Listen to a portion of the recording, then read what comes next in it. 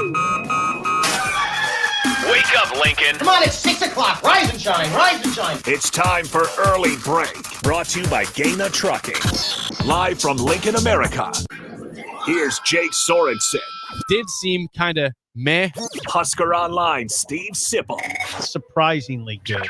And longtime college football assistant coach, Bill Busch. I want to buy a couple ducks. I'm bringing 2 ducks to the office. This is Early Break.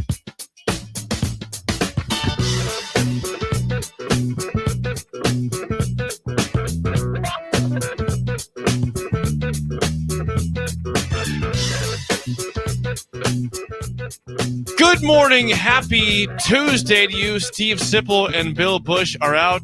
Jake Sorensen in with special guest Mike Schaefer. I got to apologize. Those watching on YouTube or anywhere on Facebook, Allo961, Twitch, Facebook, we're having issues with the video stream, so you can't see us right now. But I've talked with young Ben over here, who is my IT guy in the morning with me. We can't figure it out. So can you confirm, breakers, that we are on the radio? Please text us 402-464-5685. You can also chime in on YouTube if you want to. The stream's open there. You just can't see us at all. It's just going to be our faces rotating there. But it makes me sad because, like I said, Mike Schaefer's in the building for the first time in months because he's had a baby, right? Not you. Shelby had a baby. You guys had a baby. I did not have the baby. There was no medical miracle that occurred there. Well, I did break the cameras though, which I'm okay about. I'm always fine not being on video. It just makes me sad. I like the cameras again. I used to not like them. I'm a fan of them now. This just feels weird that we're just showing the rotating logo as the show's going on. Look at you guys spin. There's audio. We're on the air. You can you can text us 402-464-5685. Let us know we're on the air for sure. If there's an echo on YouTube, let me know. I can find a way to fix that. But as of right now, until we get some tech problems resolved, which I know a lot of things here, Schaefer. I don't know, I don't know the inner workings of a computer, though. When they get dicey, it could be as simple as an update needed that we just did not do before the show. But updates need to toggle off the. I tried. We tried all that stuff. Okay. We have messed with every StreamYard to the fullest extent. Just not working right now. But again, the voice you hear, you can envision what he looks like. You can see him. Mike Schaefer's in the building. Schaefer, again, you had a baby back in February. We did see you, I think, maybe once or twice after that, but. Fill us in. How have you been? How has the life of Mike Schaefer been since we've seen you last? It has been good. I mean, I took a lot of time off to help in the early days of a baby, which was nice. It was nice to kind of check out for a bit. Watched a lot of Nebraska basketball during that time, which was fun, by the way. Good stretch of a good year for Nebraska basketball to pick to be entertaining and good and all of that throughout. And then I came back in April for 3.5-4 weeks to help with our spring coverage before dipping out again. But now Hudson's in daycare, so I am back on a normal schedule. This is my second week back. And Nebraska's off and running and making camp offers, and we'll be hosting camps here and hosting official visitors, and it'll be just like before. Be very busy and figuring out who's who on the fly and go from there. Well, you're a busy guy, and I'm glad things are getting back to somewhat normal. But you had time to watch Nebraska basketball play well, like you said. You had some time with Hudson to chill, just be a dad, which is awesome. And now Hudson's in daycare. Yeah. How was the first day sent him to daycare? I've heard it's rough on the parents to let that moment happen, but you have to. The first day, I think it was more so for me. It was just like, okay, this is what we're doing. I didn't make as much of it as Shelby did. It was the second day where it's like, I basically spent every day, pretty much every hour with you since you were born. Yep. Then it kind of hit me a little bit more. But then by about, what would it have been Wednesday afternoon for me at that point, I was like, all right, I'm able to get stuff done. Like I was trying to work from home when he was also there during his 5 to 8 week stage. And that was nothing was getting done. That was not good for anybody. So the value of not having to listen to a crying child helps work productivity. So that's good. True. It's just weird though, because it's like he sleeps, he wakes up, we change him, feed him, get him to daycare. We bring him back, and you get like 2 hours with him, then you put him down, and then he's gone. Yep. So Yeah, it's a routine. you just got to It's a maximize the routine. weekend. Yeah, it's a routine you built in there, right? Right. Yeah. You just got to maximize the weekends. That's where we're at. Yeah. Well, the weekends for us have been still not quite as crazy as I like them to be. And again, I like to attack the weekend. I like to have fun. I like to go play I would golf. have to say that the way that your life has changed has to have been significantly more than mine. Let's just say, you You were doing everything and everything. active every night of the week. everything possible. Whereas I had started to taper off at that point. Yeah. Like I definitely was not you in that regard. I have to imagine that you are not doing as much. Well, no, my last time I played golf last night for the first time in 2 weeks. I was playing league. Man. I had a rough start, finished well, so it was a respectable score. But it's like it feels foreign to me right now. Where I used to play, 3 times a week, 4 times a week. I'm playing once every 2 weeks sometimes because the holiday was Memorial Day. We didn't play golf on that. I didn't bring my golf clubs on vacation to South Dakota 2 weeks ago. Didn't bring them. You're a new man. Because I think I played 5 or 6 times so far this year, so I feel okay about that. You're playing some golf, a little bit of golf, a little bit of golf. a little bit of golf. I'll tell you what, though, I don't know how it is for you. It's very relaxed golf because you're just excited to be out there, and it's like, hey, we don't have anywhere to be. I don't know. Let's take our time. Let's just enjoy this. Get me a Coors Banquet, and we'll have a good time.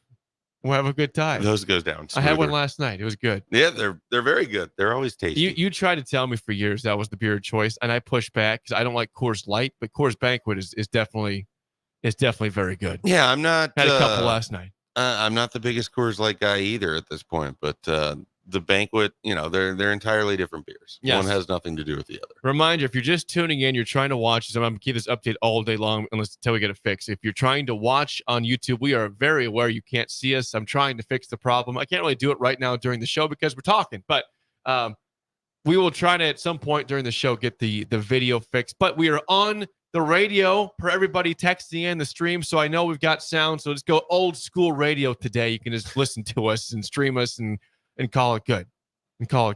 Well, we start things out. That was kind of idle chit chat, Mike Schaefer. That's sponsored by Newton's Lawn Care. You can always call or text Andrew at 402-440-6297. We always begin the show with idle chit chat. I guess I would say last night, golf league. I play Monday nights, out in Woodland Hills. Beautiful night. Good, lovely night. We those aren't guaranteed right now. No. We've had a lot of rain this summer. The rain keeps coming. The story that Bill wanted me to, I was going to talk to Bill and Sip about, but they're not here, obviously, is that, back of my house, my townhouse, we have a bird that is determined to build a nest back there, though Sure. I keep knocking the nest down. I went through this all of last spring. There is a robin. Yep. It's a robin. And it's right. Big old pot-bellied robin. It's right by our nice window to the back. The gutter goes right up there. I have knocked down a nest 3 separate times completely, like a well-built nest, which, by the way, the robin builds this in only a couple hours. It's very impressive how fast this nest is built.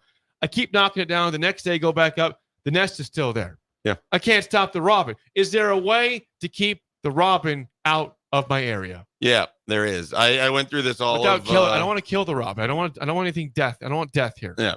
I essentially declared war on a couple robins last year, and did the fake owl thing. Bought some like sparkly ribbon that you hang up or can tape to your door. Sparkly ribbon. So I had multiple issues going on. I had robins that were dive bombing and attacking themselves in the glass of my sliding glass door. You don't want that. And then they were pooping all over the patio. Don't want and then that they were either. also. This was all because they were also attempting to build nests underneath the deck.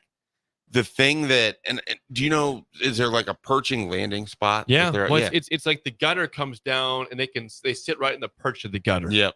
Before it goes down the wall. You're going to have to get, and this is what ultimately worked for me, and it keeps them away. They'll still land and perch on like furniture, but it's not the same.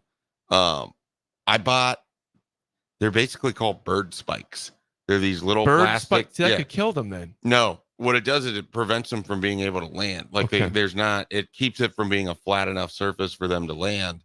And I was able to put up like 5 or 6 of those on the boards underneath my deck, and they stopped. They couldn't build their nest. They couldn't attempt to build their nest. They stopped dive bombing the glass door. They stopped pooping on the patio. It was an incredible, amazing experience.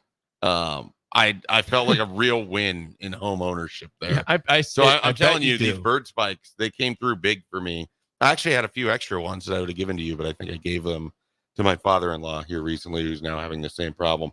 Those robins, they're a nuisance. They really are. I don't know if this guy is serious, but on the YouTube, we got people. Some people are listening on YouTube. You can't see us. You can see Bolt on YouTube. That's an incredible dedication on their part. Shout out to the YouTube listeners. They're determined. Listening to the early break blackout. Yeah, the blackout. Right, yep, you can hear us. Bolt says, I had the same problem, Jake. I used Bird Be Gone spray, and it's working. Have you heard of that? I never Bird Be Gone? it. I went with the spikes before Bird Be Gone, but yes, I have heard of that. I researched this way more than I needed to last year. All right. But it was like a 3-week thing of me just trying different stuff and the birds laughing at me. The fake owl does nothing, though. I do not recommend the fake owl. Now, people are now saying, why are the birds bothering? Ron says, why are the birds? How are they bothering you? Someone says, or just learn to enjoy the robin and their chicks. We were the same way. We had children, and it's a cool experience for a family to watch the nesting process. That's what Bill says. Like, why would you knock the nest down? My wife wants the nest gone. Doesn't want, she doesn't want the birds nesting by the house. Could cause some problems. I don't want the poop all over the patio. Right, you I don't want them hitting everywhere. the glass door 55 times Absolutely. in an hour. Like it's great when they sing and they sit in a fountain and it looks all idyllic and beautiful. It's very annoying when they're just smashing into your glass door, scratching it up, and then pooping all over your patio. Right. There's a lot of poop on the patio. Birds are a nuisance. I don't like birds. Yeah, don't tell me, listeners, about this magical bird that you want me to keep in the back by the gutter and then have just poop down the back of my wall. Just because you can't see it, I can see it. Yeah. I know it's not visible to the person coming to the house because thankfully it's in the back of the house, but it is a nuisance to go spray that down, wipe it down, and get pooped off all the time. I don't want that. I'm with you. I have no time for that. There's also a bunny that's trying to nest in our place. It's not even like it's a cool bird. It's not like it's a hawk or an owl or a bald. I saw a bald eagle on Saturday. That's always an awesome experience.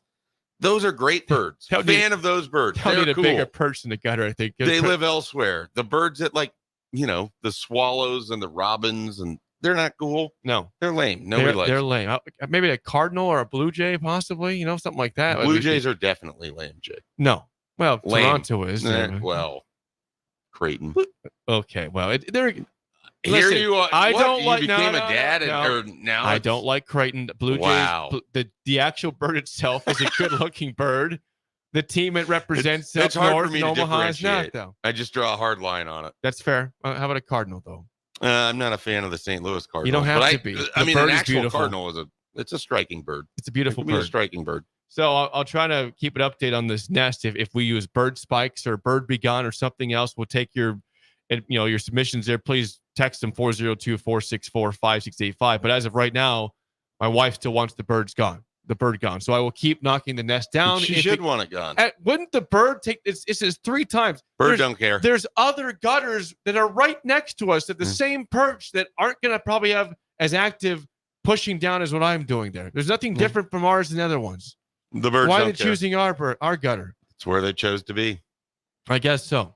Well, we'll keep an update there because there's also a rabbit that wants to nest in our area too. So somehow our place has become the place where animals want to begin their lives at and keep their families going. Well, look, you had a child. You nested. They want to nest too. They can sense the child. Yeah, they must. That's the thing. That must be a thing. They can sense it. Okay. Well, that is Idle Chit Chat, sponsored by our friends again at Newton's Lawn Care. Please call or text Andrew and the squad at 402-440-6297. Schaefer, we haven't had you for a while. I know that it's summertime. Things are a little bit slower. Recruiting never really slows down, though, does it? Never. So I guess right now, the reason SIP is not here is because SIP is in Texas at a satellite camp. Nebraska is down there from Monday through Wednesday. Yeah, SIP and Sean are down there. Yeah. There's, a little trip down to Texas, little getaway to watch some ball. I'm fascinated by this. I have attempted to cover satellite camps. I know it's a thing that Sean has always done. I commend him for it. It's difficult. I don't know that you get the value out of the whole thing, but I'm sure it's more being around the coaching staff than it is the actual players. Yes. Well, I'm sure it is. They're doing that. They're getting some ins there, Schaefer, I suppose. But valuable. There's a lot of ways we can go through. People want, there's a good chance to get a recruiting update as you are here in studio with us for the entire 2 hours today. So I guess we'll go back to last month, Schaefer, and we've heard this name for a while. He officially committed, but can you give us the Schaefer scoop on the 2025 quarterback TJ Lateef, who became a Nebraska commit back in May? Well, I know the staff was really excited about this guy, and so I think there was a lot of concern throughout his recruitment. Really talented kid, and Nebraska's got a pretty unique quarterback room right now, where you have Dylan Raiola, the presumptive starter for 2024 and beyond. You have Daniel Kalen, who they were able to keep from leaving the class when they got Dylan Raiola. So you have a couple freshmen that seem like they could be long-term pieces for you. And they're not just, random guys. These are guys that are highly regarded. And then on top of it, you have Heinrich Harburg, who has at least a couple years of eligibility and is an in-state guy. And trying to go out and get a quarterback is not always easy, because these guys can see what the path to playing time looks like. And I know that was a real thing with TJ Lateef as well. Like, okay, I like everything about the offense. I like everything about what you're doing. I liked how the spring game looked. He was here for the spring game visit. But what does it look like when I ultimately were to get my chance to play, and how long would that be? And so Nebraska kind of had to walk through that process. And it's not different than other places. I mean, you want to go to a good college football program, there's going to be people you have to compete with. And so I think they were able to sell him on the idea that, eventually you're going to get your opportunity to come here and compete. You never know what it looks like in the transfer portal era of college football. And I think the staff was really excited to get a guy that's he's more of a dual threat quarterback than certainly Dylan or Daniel would have been classified as. He could do a little bit more of his legs, but he's still a guy who has good arm talent. He's still a guy, he's in the Elite 11, so that's now 3 straight, committed quarterbacks that are Elite 11 guys, which is a good run to be on. If you can continue to pull out of that, that's what you want to see.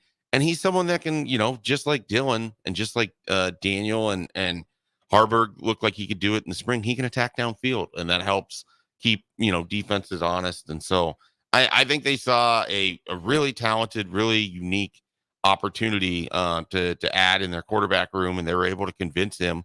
And he was in a spot where he was looking really hard at Nebraska. He was looking at, I think, Ole Miss was another team that he was interested in. And then a lot of schools wanted him to be kind of the second quarterback in a class. So he was kind of already in this spot where, regardless of, Dylan Raiola and Daniel Kalen, even if he was going to go to Texas, a school that really liked him, they have already taken another quarterback. There was other schools of that nature. I think Colorado had a lot of interest in him as well. But ultimately, Marcus Satterfield did a great job.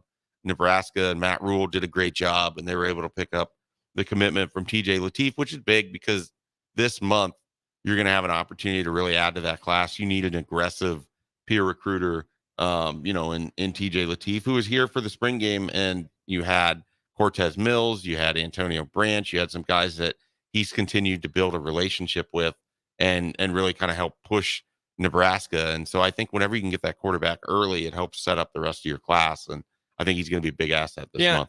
And all that stuff, it sounds incredible. But the thing I've always asked, Schaefer, is that when you've got a blue chip quarterback like Dylan Raiola here, I know that every class you want to get a quarterback. That's always the goal. Every class get a QB. But when you get someone like Lateef, who's a 4-star player, very talented, like you said, it was going to be a second quarterback in a lot of people's classes, but Nebraska takes him as their guy for 2025. How hard is it to convince that guy to come here when you have a guy that's, like the no doubt starter for at least a couple years, as long as he sticks around and goes somewhere else in NIL? I think it's incredibly difficult, but I think you basically, like I said, ultimately they're going to have to go somewhere to compete. So what can you sell them on besides the fact that they're going to have to compete against a really good quarterback? I think the offense that he watched in the spring game, and I think obviously it was set up to look good for the spring game. The structure of everything was set up that way. But that offense, if you're a quarterback and you're watching some of the wide receivers and what they're doing and how open it was, as a quarterback, you had to have been fired up about what Nebraska's doing. And then certainly with the playmaking that they have going on at wide receiver, what they're looking to do there, how explosive they want to be on the edge. I mean, it's easy to get enamored with that. And then here's the other thing. If Dylan is really this good, by the time he, could be potentially leaving Nebraska, you would be entering your sophomore redshirt season. So you could still have 3 years to play. Yep. So if you put in 2 years of hard work and learning everything, and this guy is as good as expected, then you're going to be right there in the mix for that competition with 3 years of eligibility. So it's not the end of the world. It's, can you sell him on, look, we need a year to get your body right, to get you mentally right, and then we need another year for you to sort of watch and learn on the sidelines as well. Then it can be your time to go and look at what we might have in terms of where the offense is going and everything else. And if you feel like Nebraska is a rocket ship, and that's the other thing. I mean, they're selling. You can sell Dylan Raiola to someone who also has to compete against him, because if that guy could leave Nebraska at a different stratosphere than when you entered it, and then you get to take over, I mean, that's a different conversation in itself. So I think there's ways that you can talk around it. I think ultimately the most critical thing is you have to have a place that they want to go even without everything else. And I think Nebraska and Matt Rule have built that. Now we're on the cusp of something, and they have to actually go and win.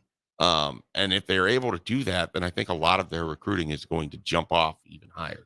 A jaded person in NIL this day and age, transfer portal NIL, Sure. would say, okay, but what's the likelihood that any of these guys stick around more than 1 year at quarterback? If in this case with Latif, I mean, if that's true, then it's true for everybody. I And understand everybody's that. in the same situation. So why are we crying about it? now my question would be this though: will that ever change back to what it was before in terms of having some continuity and guys not jumping ship?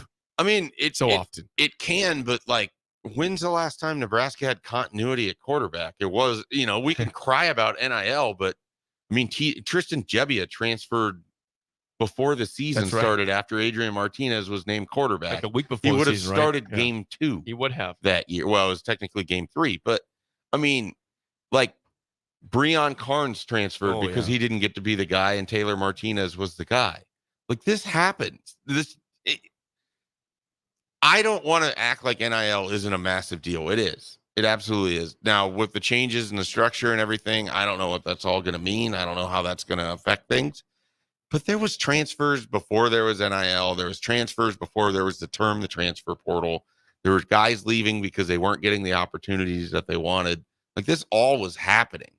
And it's always been relatively hard to have a stock quarterback room because it's no longer 1995. It's no longer, you're no longer able to just be like, all right, well, there's 2 potential All-Americans in front of you, and so you're just going to have to wait. Not that Nebraska, has had a parade of All-Americans at quarterback, but the idea being it's hard to have depth at any one position right now because there's always that opportunity that you could get playing time somewhere else. And you're just going to have to live and work inside that prism, not prison. So because of that, I mean, you have to be creative and you have to build something. And one of the things I feel like Matt Rule has done really well is he's built a place where players haven't chosen to leave a lot. Now, if they have, chances are it's because they don't fit into the plans and they probably need to go somewhere if they're ever going to play. But for the most part, you don't have guys that are just like, well, I could be a starter here. I could definitely be a starter there. I'm going to go there. I mean, I think it was really telling that a guy like Jamari Butler chose to come back and play for Nebraska last year when he had big money offers to go other places. And I think it paid off for him. And I think those are the sort of success stories that you can kind of tell in that. But yeah, there's always going to be the concern that there's too many mouths to feed, and eventually you're going to go where you can get fed. And I think that that's going to be a battle throughout, but you can't get too bogged down on it because everyone else has that battle too. So it's a matter of how can you do the best with what you can, and that's where Nebraska's at. If you have questions for Mike Schaefer, please text 402-464-5685. I have a question regarding your conversations with recruits, okay? Because you talked to a lot of kids that are looking at Nebraska, whether they're from Nebraska or not, ones that Nebraska maybe has interest in. I'm curious, in your question to them, how often do you bring up, hey, is Nebraska offering you enough? Like, how does your conversation change with NIL? I don't really talk NIL with them. Okay. I really don't. I mean, it's not a particularly I can't verify it. I mean, it's like asking, in a lot of ways, it's similar to asking someone's 40 time, um, which might be one thing one day and one thing another day. And I'll just kind of leave it at face value. I don't spend a lot of time on NIL though. I mean, it's, sometimes if it's a big enough recruit or, if they bring it up, then I'll sort of venture into that conversation. But a lot of it is, it's not really, I can't verify what they're saying. And I don't have the other side of it. I don't work with 1890. Right. I don't receive information from 1890. So I can't verify what people are saying. I'm not just going to be like, oh yeah, Nebraska's offered me 6 figures. Like, I can't do anything with that because it doesn't really add good things to the conversation for me. And quite frankly, it can put me in a spot where I'm just completely wrong, and I don't want that. So I really don't do a lot with NIL stuff. And maybe that'll change if it goes in house and it becomes a little bit easier to verify as that becomes publicly known. Yeah. But for now, it's really just not much of the conversation for me. And maybe that'll change, but I also don't know that there's this big market of people who need to know or want to know where every dollar is being spent. Because again, until it can actually be verified information, it's just a lot of hearsay conversation. Yeah, it is. O'Shawn Mathis got $700,000. The money talk, it gets annoying, but I think it's super annoying because I think it's a massive distraction on top of everything else. And until you can actually verify what's being said. And then the other thing is everything's put into a dollar amount. And I mean, these guys aren't getting McDonald's bags full of cash. They used to, and maybe they still do at Tennessee like the old days. But it's their financial packages that include a car or an apartment or stipends for clothes or for groceries or whatever. Like, it's not just here's a blank check of money, Mr. Left Tackle. It's usually more accounted for, and it has to be in that sense. Texter says on the text line, right now, Schaefer, how would you assess the in-state talent Nebraska has, both for this year and upcoming years? I was just at Millard South and Omaha Central last week, and you have a lot going on at both of those. In that, at Millard South, you have a 2025 in Chase Lofton, who really talented guy. I'm curious why 24/7 Sports hasn't quite bumped him to a 4-star yet. He's a 4-star on 24/7 Sports Composite. And this is a really talented tight end that's taken official visits. He went to Missouri this last weekend. He's going to Florida State this weekend, then Texas A&M, and then he's going to finish at Nebraska. And so that's one end of the spectrum. You have these 2025s like Chase Lofton and Christian Jones, who are well-regarded, being recruited, around the country. And then you have 2026 and 2027, where 2026 at Millard South, you have Isaac Jensen, you have Jet Tamala, you have Amarian Jackson, you have Carter Glab, you have guys that are just going to have Power 4 offers or Power Conference offers. And then 2027 at Omaha Central, you have Torrey Pittman, who already has a USC offer, a Nebraska offer, Kylan Haney, who has a Nebraska offer. And that's just at these 2 schools. I mean, it's remarkable to me. It feels like Nebraska is in a stretch right now where you're going to have anywhere from like 7 to potentially 14, 15 guys in a class that could have Power Conference offers. Not all of them might end up at a Power Conference school, but it just feels like it's an upswing right now in terms of the talent that's here. And Nebraska has to be, you can't take all of them. So you got to be somewhat choosy on who you're going to offer and why and everything else. But with those offers to Torrey Pittman, to Kylan Haney, who were freshmen last year, this staff has shown that they're clearly willing to dive into the deep end of some of these younger players. And what they're excited about is, okay, they've made that offer. That's not binding by any means. Now let's figure out who this kid is. Now let's figure out what he can do on a football field. We can track his high school career. We can get him to come work out for us multiple times, and we can see what kind of athlete he is. And then where does he fall on our board? So it's just, the offer is the introduction. But I would look for Nebraska to continue to be active in state. There's a lot of schools. Florida State, Ole Miss, Texas A&M are coming into Nebraska for multiple offers a year. Like, that's That's a fascinating development. Yeah, it is. Those are places where they have so much talent. Why are they coming to Nebraska? Agreed. Well, it turns out there's talent here too. Yep. And it's so good for everybody involved because you get better opportunity that way.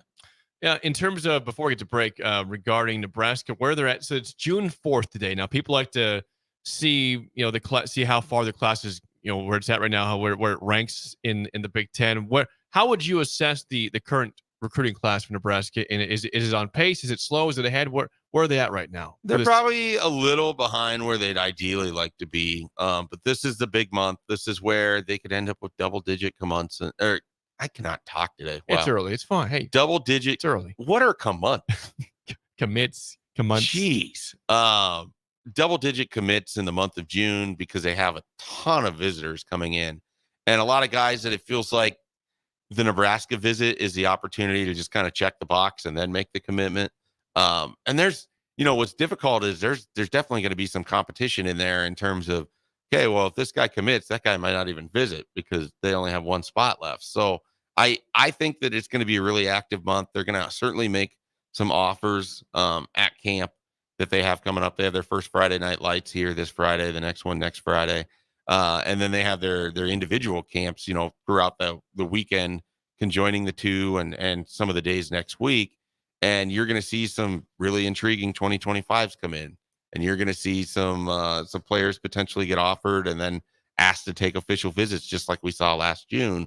And so I think the class is going to build in a hurry. What it feels like right now, it feels like they have a lot of guys that they knew they could get the quick commitment from, that they knew that they liked, that you're able to kind of add to your class. You don't have to expend as much energy on it.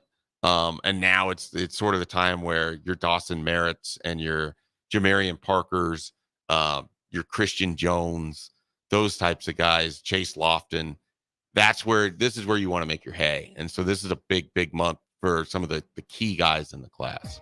If you have any questions for Mike Schaefer, again, you can't see us. The video stream is down, but we are on everywhere else. It's better. People don't want to see me. It's old school radio today. They know what I look like. You can hear people are asking questions on YouTube, so they're just listening. They can't see us. So if you can keep those questions coming, 402-464-5685, or again, comment on YouTube, Facebook, Twitch, Twitter. Also, we'll have more next with Mike Schaefer on Early Break in the Ticket. You're listening to Early Break with Steve Sipple, Jake Sorensen, and Bill Busch on 93.7 The Ticket and theticketfm.com. NEBCO is hiring CDL drivers for ready-mixed concrete, Husker Concrete, and Beatrice Concrete. NEBCO offers great pay, medical and retirement benefits, paid time off, and they pay for CDL training. Apply today and start your new career with a $2,500 hiring bonus. From NEBCO's beginning in 1908, it's the employees that have formed the company's solid foundation. Start your career today. Visit nebcoinc.com. That's NEBCOINC.com. 93.7 The Ticket, Fox, KFXL weather. Sponsored by John Henry's Plumbing, Heating, and Air Conditioning. Your Lincoln forecast for today. We see a chance of showers and storms, especially this afternoon. It's an afternoon high around 85. Tonight, a chance of storms early and mainly clear skies with a low around 56. And tomorrow, we'll see mainly sunny skies return. An afternoon high around 87. I'm meteorologist Kyle Tucker for 93.7 The Ticket and theticketfm.com. Grandpa Dave here from Osted's Golf, helping the grandkids get their dad the perfect gift for Father's Day. Thanks for your help, Grandpa. Dad wasn't thrilled with the candy that we got him last year, but we sure liked it. Okay, kids, save up to $200 on clubs from TaylorMade, Callaway, Titleist, or Ping. We're up to 50% off name brand golf apparel. Buy 2 dozen Strixon balls, get one free.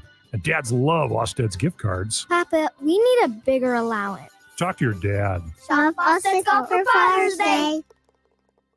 What's the radon level at your home? Don't know? Find out with a call to Bryant Air Conditioning and Heating. Make sure your home is safe with a radon check from Bryant. If you've already tested, ask Bryant for a free estimate for mitigation. Once completed, you'll get a report showing how much safer your home is. When it comes to radon, call Bryant 467-1111 for testing and mitigation. Bryant Air Conditioning, Heating, Electrical, and Plumbing. We do whatever it takes. Hi everyone, Kendall Warnock, A1 Automotive in downtown Lincoln. Spring is here. Summer is fast approaching. With weddings, vacations, and weekend getaways on your mind, do not let car issues prevent you from getting where you need to be. Car problems shouldn't be something that you put up with. Let us get you back on the road in comfort and safety. We diagnose all makes and models from Porsches to Hondas, Toyotas, and Chevrolets. We fix a variety of issues with all of them with our talented techs and our experienced staff. A1 Automotive at 11th and L, downtown Lincoln, always honest answers. For over 15 years, Integrated Life Choices has empowered individuals with disabilities in Lincoln and throughout Nebraska. They provide comprehensive services from group homes and independent living services to job training, ensuring fulfilling lives for those that they serve. Now, they're inviting you to join their mission. If you're passionate about making a difference in the lives of people with developmental disabilities, explore rewarding career opportunities with them. Learn more about their services and apply today at www.ilc.net. Be a part of Integrated Life Choices, where your work truly changes lives. Ever wish you had another light switch on the other side of the room on a dark night? How much better would you sleep at night if you had a ceiling fan in your room? The High Electric Service Department is here to make your electrical what-ifs a reality. Whether you're looking to replace some outdated light fixtures or brighten up your counters with under-cabinet lighting, High Electric can handle all types of residential electrical installations and services. Give Erica a call at 402-466-6606 or visit high-electric.com to get started.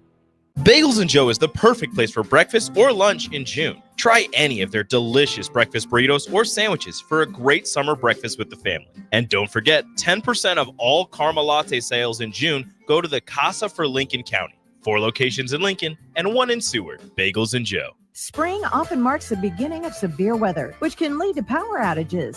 LES wants you to be prepared before the storm. Restock your emergency kit, update your info with LES, and if you encounter an outage, report it at les.com/report. Del and Ed present A Kernel of Truth. That's Ed's new drone. Why do a couple of Nebraska corn farmers need a drone? 2 words: multispectral imaging. Drones help us farm more efficiently and protect planet Earth. Yep, Ed's a pretty good pilot. When he doesn't hit the broadside of a barn, that is. Nebraska corn. It's the plant that can change the planet. Visit nebraskacorn.gov to learn more. You're spending $300 a month. Binge drinking is the most common form of excessive drinking, which costs the United States more than $191 billion each year. By drinking less, you will save $300 a month. If you or a loved one is looking for help, find a treatment facility near you at findtreatment.gov. For immediate support, call, text, or chat 988. Brought to you by Nebraska DHHS in partnership with SAMHSA. This Anybody who knows me knows I was cocky out of the womb. is Early Break with Sip and Jake, brought to you by Gaina Trucking. Weekday mornings from 6 to 8 on 93.7 The Ticket and theticketfm.com.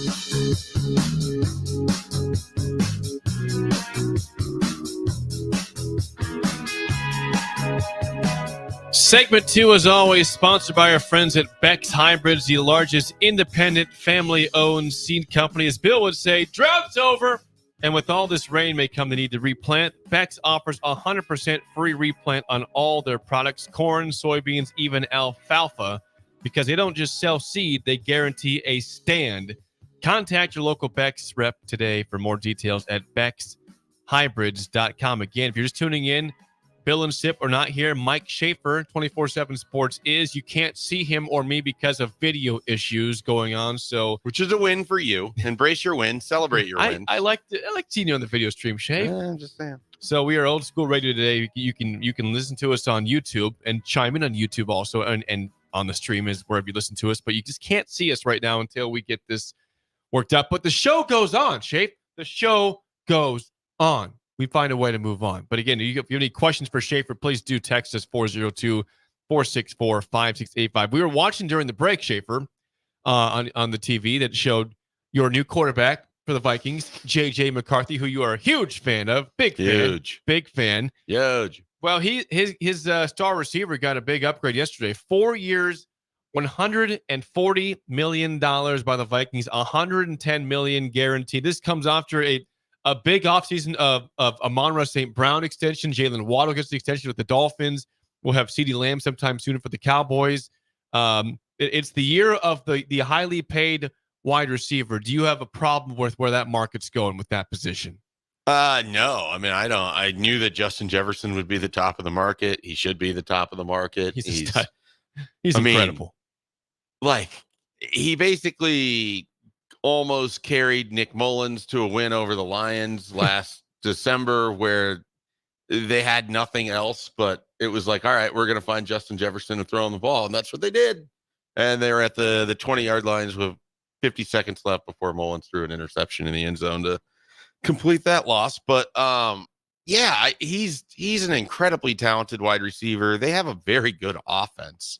It's a shame that they have a terrible rookie quarterback and Sam Darnold as options to throw to Justin Jefferson. But if anything is going to help the development of young quarterbacks, it would probably be having a star wide receiver who can get himself open. Yes. Let alone that you can throw him 50-50 balls and they're more like 75-25 balls.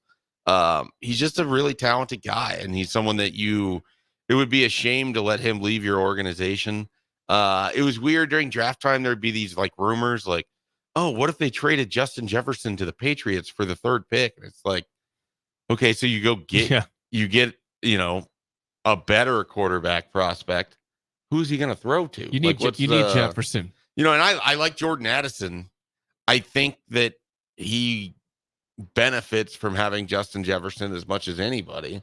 I don't know that I think of him as a bona fide number 1 NFL receiver, but Jordan Addison being your number 2 is great. TJ Hawkinson being the tight end is great. Yeah, they all build off of the fact that you have to almost put 2 on Justin Jefferson every single time. You can't, other than, Jair Alexander has had a couple good days. I can't think of a lot of cornerbacks that have taken Justin Jefferson away on their own. So if you have to commit 2 to just that one guy, and then you also have other talented pass catchers, makes life a lot easier in the pocket. This is a franchise in Minnesota that has not won a Super Bowl. I'm sorry to say that, but they have had many runs to the playoffs with guys like Randy Moss and Chris Carter back in the day. Their level of wide receiver play. Had some stuff. Incredible. Stephon Diggs. Even very good in even the guys, like Stephon Diggs for some teams, namely the Chicago Bears, would be the best receiver they've ever had. Ever. And, for the Vikings, he's comfortably behind Jefferson, Moss, who's number 1 for me, Chris Carter, who's number 1 for some. There's Anthony Carter, for those who remember him. I mean, I'm sure there was great wide receivers in the 70s. I don't know their names. And then on top of it, you still have Adam Thielen's pretty good. They've just been really good at wide receiver for a long time. And running back. They just have rarely ever had, outside of Fran Tarkenton, a true, great quarterback. Do you think that, we'll stop with the Bears for a second, would you put Diggs ahead of Alshon Jeffrey and Muhsin Muhammad, who have both been receivers there? Yeah, by about a come billion on. places. I love Muhsin Muhammad. That's my fine. boy. He was my guy. Let's go look at their statistical output for respective teams. It's not close. Sure. What was it? Jefferson passed last season, passed the entire Chicago Bears all-time wide receiver record list in everything. He's been in the league for 4 years, 5 years. Well, he's incredible. Okay? Yeah, no, I'm just saying, they haven't had anything on that level.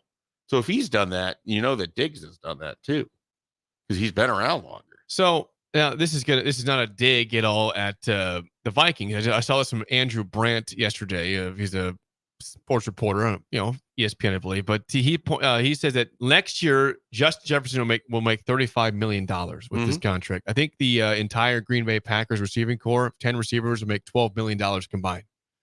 For now, 12 million combined. Eventually, those rookie contracts will end. Well, they got Christian Watson, they got Romeo Doubs, guys that aren't, they're not incredible players. They're good, right? But they get they made the playoffs. They won a playoff game last year. They almost won 2 playoff games last year. They pushed San Francisco in the second round. I mean, that offense was humming at the end of the year. It was with a bunch of guys that are not seen as exactly dudes. They're just guys out there, right? With a good quarterback in Jordan Love. I would bet if you asked Jordan Love if he would rather throw to them or Justin Jefferson, he'd probably rather throw to Justin Jefferson if you gave him truth serum. Yes. I don't know that there's a quarterback in the league that wouldn't answer Justin Jefferson over most of their wide receiver talent. Corey says, did you just say Alshon Jeffrey? I did say Alshon Jeffrey. He had a good span of time with the Bears.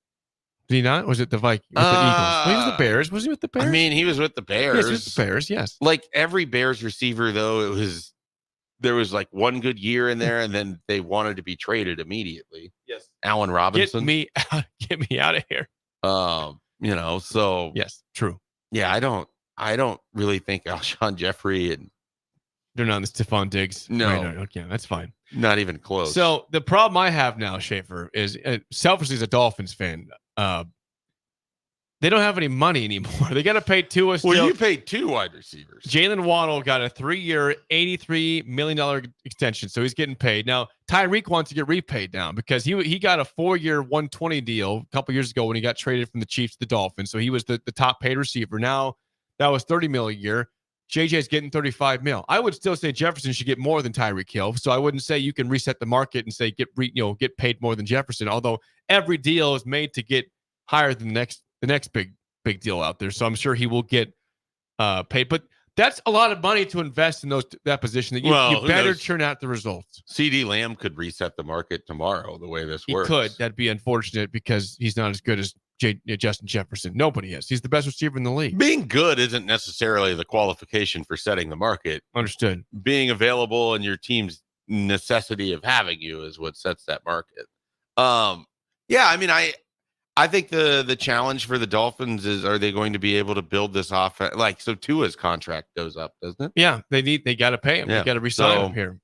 That's going to be the challenge. But he's through this season, and beyond that, it's not determined yet. The salary cap also took a major jump forward. Like they added a lot to it in terms of the room for the entirety of the league. So I think that helps. I mean, ultimately, just like with the NBA, nobody really quite understands how these work.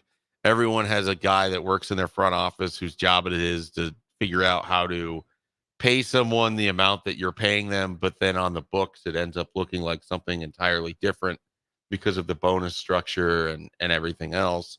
But yeah, I mean, at some point, you can't pay everybody. And the Dolphins lost a lot on defense because they did. At least one of their pieces went to Minnesota. And you're going to love that guy. Andrew Van Ginkel is a stud. I will miss him. He is a playmaker. He's not, he doesn't do anything incredibly well. He just makes play. He causes turnovers. If Flores is excited, I'm excited. He's Andrew Van Ginkel. You heard it here first, is going to make an impact in Minnesota, a big impact. I will miss him greatly in Miami. That was probably my most disappointed departure of the entire offseason. I said, he's not even that expensive. Re-sign him. He's not going to he didn't get a massive contract, right? It wasn't massive. It wasn't Justin Jefferson level. It was tiny. It was pennies compared to Jefferson. You could have re-signed him. Embarrassing. While we're on the NFL, sad news yesterday. Larry Allen, the NFL legend, passed away on a family vacation to Mexico, unknown causes, age 52. I always remember the video of him running down it was a Saints player that had an interception. He was going for a pick six, and Larry Allen, left tackle, chases him down out of nowhere. A freak athlete. You don't see linemen that are that fast. Larry Allen was an absolute beast. So again, sad to see him pass away so young, especially on a vacation with his family. But RIP to Larry Allen. Yeah, I mean, he's just one of the great all-time Hall of Famer. Hall of Famer. No question about it. Yeah. He's one of those guys that you play Madden, his rating would always be like a 97 or a 99. And you're like, yeah, no question that. It's the way it is. Before I get to break, quick plug. If you're looking for a job that feels like family, Schaefer, Lincoln Industries, where tradition meets innovation. They're a family-owned, privately held manufacturing company with a passion for excellence and a commitment to the community. They have openings on all shifts at both the main plant and air park facilities. They offer flexibility to fit your schedule. Lincoln Industries, a place where they invest in people's success. Apply now and become part of something special at Lincoln Industries in Southwest Lincoln. When we come back, we have Bill's Thrills. It's a Bugaboo Tuesday. Things that are bothering us. Bill's not in, so what's bothering me and what's bothering Schaefer in the world? Could be anything, Schaefer. I'll work on it over the break. Okay, that and Song of the Day is next on a videoless early break today on the ticket. You're listening to Early Break with Steve Sipple, Jake Sorensen, and Bill Busch on 93.7 The Ticket and theticketfm.com. Have you been accused of a crime? Is your freedom at stake? At Liberty Law Group, we are committed to the defense of liberty for those accused. Facing criminal charges is stressful, overwhelming, and full of uncertainty. At Liberty Law Group, we believe in treating every person with respect, compassion, and understanding. When legal troubles are keeping you up at night, trust Liberty Law Group to fight your battles. To learn more, call 877-42-LIBERTY. That's 877-42-LIBERTY. This is Coach Bill Busch. You all know my passion for Nebraska. Having coached all over the country, I can honestly say there is no place like Nebraska. You know where there's also no place like? Midwest Bank. Midwest Bank has proudly served Nebraska for over 70 years, and they're located in 9 different communities. Midwest Bank is ready, willing, and able to meet all your personal, business, and agriculture needs. Your community, your bank, and mine, Midwest Bank. Find out more at Midwest Bank. Member FDIC. How many times has the dad in your life complained about being tired and sore and done nothing about it? Why not change things up this year for Father's Day with a gift certificate for a massage from the Body Shop? It's not a day at the golf course or a new tool for the shop, but it is something that can make activities less painful going forward. Get Dad a gift certificate today for Father's Day at thebodyshoplincoln.com. The Body Shop at 48th and A. Gaina Trucking is hiring for heavy equipment operators and a heavy equipment mechanic. Working at Gaina Trucking is a great career with excellent team culture, with benefits package including competitive pay based on experience, health, vision, and dental insurance, and a 401k plan. If you're looking for a new job as a heavy equipment operator or mechanic, apply online at GainaTrucking.com or call 402-794-5000. Start your career today at Gaina Trucking. At Fairway Meat Market, your family, and as part of the family, they want to save you money on your meat and groceries. Now, through June 9th, they have 2 special deals for ticket listeners only. Enjoy a limited time USDA choice beef hanging tender steak that's soft and tender, but loaded with flavor. Also, for ticket listeners only, get extra meaty loin back pork ribs for only $2.99 per pound. Mention the ticket prior to checkout for discounts. That's all at Fairway Meat Market in the Rockledge Square Shopping Center, just south of 84th and Van Dorn. Bagels & Joe is the perfect place for breakfast or lunch in June. Try any of their delicious breakfast burritos or sandwiches for a great summer breakfast with the family. And don't forget, 10% of all caramel latte sales in June go to the Casa for Lincoln County. 4 locations in Lincoln and 1 in Seward. Bagels & Joe. Sandhills Global is hiring. With their fast-paced, growing culture, they have hundreds of new openings in sales, marketing, traveling support, software development, web design, and more. Full-time roles offer a 4.5-day work week, along with flexible internships in most areas. Career and internship opportunities are available at our global headquarters in Lincoln, Nebraska. Find your fit today at www.sandhills.jobs.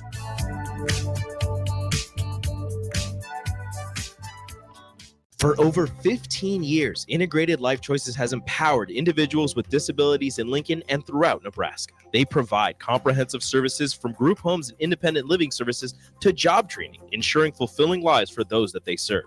Now, they're inviting you to join their mission. If you're passionate about making a difference in the lives of people with developmental disabilities, explore rewarding career opportunities with them.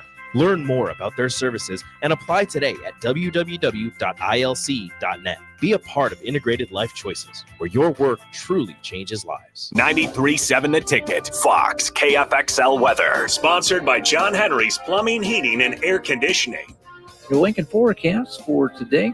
We see a chance of showers and storms, especially this afternoon. It's an afternoon high around 85. Tonight, a chance of storms early and mainly clear skies with a low around 56. And tomorrow, we'll see mainly sunny skies return, an afternoon high around 87. I'm meteorologist Kyle Tucker for 93.7 The Ticket and theticketfm.com. Garage doors can be expensive. Are you keeping yours in the best condition possible? This is Cameron Hall with Doors Plus. Doors Plus is a locally owned business that prides itself on the fast, reliable, and friendly service. Doors Plus offers flexible scheduling so you can book an appointment that fits your busy day. My team and I will come out to your property, both commercial and residential, and provide you with the necessary information you need to make sure your garage door is in working and smooth condition. Give Doors Plus a call today at 402-590-5800 to book an appointment and learn more about our preventative maintenance plans. Doors Plus, garage doors, and more. With the Planet Fitness Black Card, you don't just get a great workout, you get a great perk out because your membership is packed with perks. For $1 down and $24.99 a month, you'll get perks like access to any of our 2,400 clean and spacious locations. Bring a friend anytime and both work out with tons of equipment that'll give you that big fitness energy. Relax in the Black Card spa and more. Work out and perk out with the PF Black Card. Join for just $1 down and $24.99 a month. Hurry, deal ends June 14th. Join now, online or at your local PF Club. See Home Club for details. You don't think about your roof very often, but you should never take it for granted. Roofing Service Company takes every measure to provide you with the highest quality roofing solution. Whether it's a new roof installation, roof repair, or a re-roofing project, their overall goal is to provide you with a pleasant experience and a long-lasting roof. If you have a need for siding or gutters, they're your place too. Visit roofingservicecompany.com for more info today. You love to bash his sports takes. Now, will you feel like an idiot if you're a big tough? If you're a big tough guy this morning, But you really love to voice your displeasure for his music choices. he stumbled on an issue that I did not think would generate this much passion and discussion. It's time for Jake's questionable song of the day on Early Break on 93.7 The Ticket and theticketfm.com.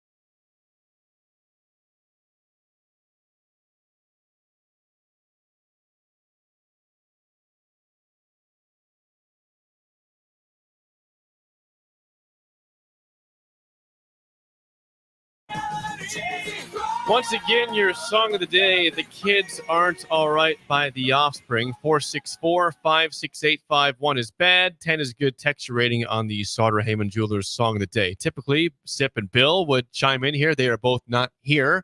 So, Schaefer, you are the special guest today, and you get to rate the song. 1 is bad, 10 is good.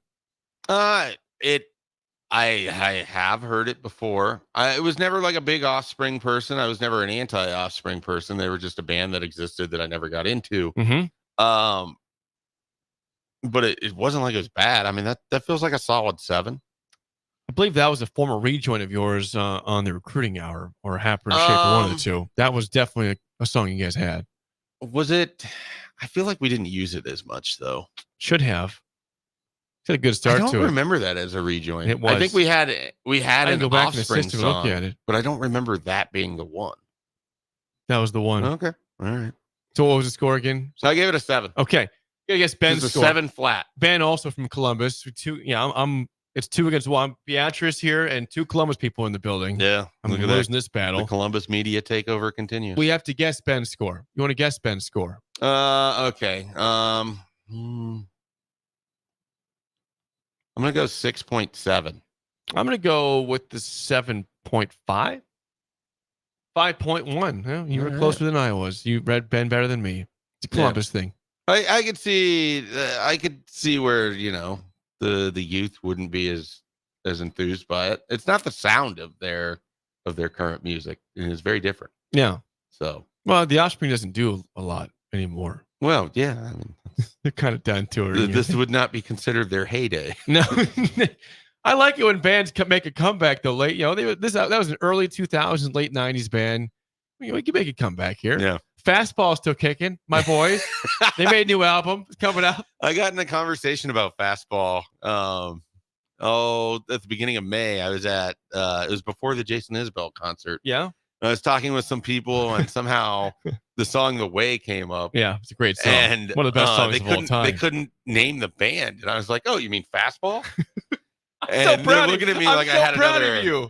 They're looking at me like I had another head growing out of my neck, and I was like, "Oh, well, I'm pretty sure that's Jake Sorensen's favorite band." I love Fastball. So then I text you to confirm that. You did. I recall. I was like, that I think text. he's seen him like 3 or 4 times. I wish I'd seen him more than that. Yeah, I've seen him. I think 2 or 3 times. I believe I've seen him. I overshot whatever it was. Well, it's okay. And then they were like, "There's people whose favorite band is Fastball." Yeah, there are. That's me. Yeah. I like Fastball. They were in Lincoln a couple years ago. It was amazing. That concert was it was Vertical Horizon and Fastball. I'm like, is this concert for me or what? Yeah, that's there great. was 50 people there. It was amazing. There's nobody there. I was people. I'm gonna say 75 tops at the concert. That makes at the great me deceased so Vega in the sad rail yard. for- It's not there anymore. It was an amazing. I was in heaven up there. I was like, this is purely my concert. Incredible. I love both those bands so much. It was great. They were awesome. Does Vertical Horizon still play? Are they still making new music? I mean, every Or is it- band. they're just all nostalgia. They all make new music, But but nobody's- it's like on Patreon. Like they don't put out actually albums out that go anywhere. But they're still touring like a couple times this summer. I was a big fan of Vertical Horizon. They're very good. Yeah. And they were awesome that night. Some ratings before we get to Bill's Thrills. Triple H's dad gives that song a 6. John in Southeast Lincoln, 9.5. Heavy says 8.9. Jacob Hickman, 8.1.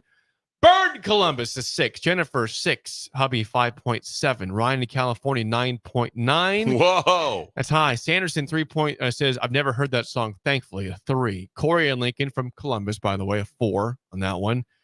Sean says, that guy has an annoying voice in The Offspring, 5.1. Now I know Gave it why. a Ben score. Gave it a Ben score. Yep. Phil, a 5. Nate in Dorchester, of 9.7. Solid on that one. I'm 47. That's a trash 1.0 on that. So there's the ratings on Song of the Day. It is now time, Schaefer. After we play quickly a legal ID, hang on 1 second. This is Lincoln's home for sports talk on the FM dial. Also online at theticketfm.com. On the internet. KNTK FM Firth, 93.7 The Ticket. One of the most popular segments of the entire week for anybody on this show is Bill's Thrills, particularly Bugaboo Tuesday, things that bother us. So after the intro, let's get to it. Some call him the most interesting man in the world. That is setting up the morel mushroom bonanza. Oh, yeah. Is it gonna be be bonanza? Mushrooms grow better with thunder and lightning. Others call him Coach.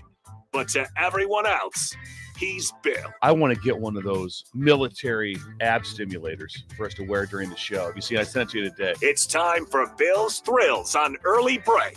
Sponsored by Dirk, Scott, and Ty at Mid-Plains Advisors. Yes, as always, Bill's Thrills is sponsored by Dirk, Scott, and Ty at Mid-Plains Advisors, the ATMs, the cash cows in Lincoln. Give them a call at 402-730-7387 to plan your financial future, a free consultation. And by the way, again, when Bill's not here, it's Sip's Tips, it's Jake's Takes, it's Mike's Bites, maybe there. I don't know. Does that work for you? Mike's, that doesn't rhyme that much. Mike's Bites. We'll work on that one. We'll work on that one. We'll work on that one. Well, you are the guest, Schaefer, and I know you are. People have called you a curmudgeon before. You've heard that, right? You've heard that word Here's before. what's concerning. Okay. Things have been really good for me. You're not as of bothered late. right now? Yeah, like The baby's doing well. The baby's doing well. The Guardians are playing like gangbusters. I don't get that. Nebraska baseball had a nice season. Nebraska basketball had a nice season. Nebraska football is going to win 8 or more games this year. Things are looking up there. This is rare territory. Yeah, for you, this is Schaefer. other than JJ McCarthy. It has been a really good run of 2024 for me. I don't know who you are right now. I know. This Mike Schaefer. I don't like being optimistic. Father Mike Not Schaefer has just changed everything. It maybe it could be just Hudson joining my life has just changed my outlook on everything, and everything has just gotten better at the same time. But I don't have I feel this is a segment that I am generally tailor-made for. Normally I have complaints constantly. The only thing that popped up yesterday, and it was like real brief, and I don't know why, but there was like a 5-minute span where someone there's like a cul-de-sac right behind my house Someone in that cul-de-sac was shooting off artillery shells at 9:45 last night. Okay. Which Slider, not a fan of fireworks at all. And then it's also 9:45 on June. What is it? Last night was June 3rd. That's right. Why? It's a month away from June, July 3rd. Yes. Here's your 1 month wake up call. Bang, bang. It was very odd. And obviously we're in the time of year where fireworks. What time was this at? You said this is like 9:45 on a Monday night. Was there a team that won a baseball game and all last night? Like, is there any like sarcastic Cubs fans who are having a bad year? UConn beat Oklahoma around that time. I can't. I'm assuming there's not the one UConn baseball fan in town lives right behind where I live, but yeah, like the Cubs didn't play. It wasn't be a sarcastic Cubs fan saying, we won a game, and look at the teams that played. There wouldn't be anybody here, really. I don't know what the problem was last night, Shafe. I don't, but unfortunately, I would rather listen to what grievances you have, and then maybe it'll. I know they're in there. I have to pull them out. Well, let's go to. I will take the part here for Bugaboo Tuesday there, and in place of Bill. Now I'm not trying to gross anybody out here, but this is a Bugaboo. I just took a road trip 2 weekends ago out to the Black Hills, and this is not a Black Hills flight. This is the travel there and back. Today's Bugaboo Tuesday is bathroom etiquette for people. Okay, I was coming back from beautiful Rapid City, Deadwood, Spearfish, that wonderful area. I was driving across I-90, and we had to take a pit stop at Chamberlain. There's a gas station. Chamberlain, home of Nash. There we go. I feel like you're contractually obligated to say that. Nash Hutmacher's home, and I'm sad for Nash for this part. I get up to this rest area, and there's campers everywhere.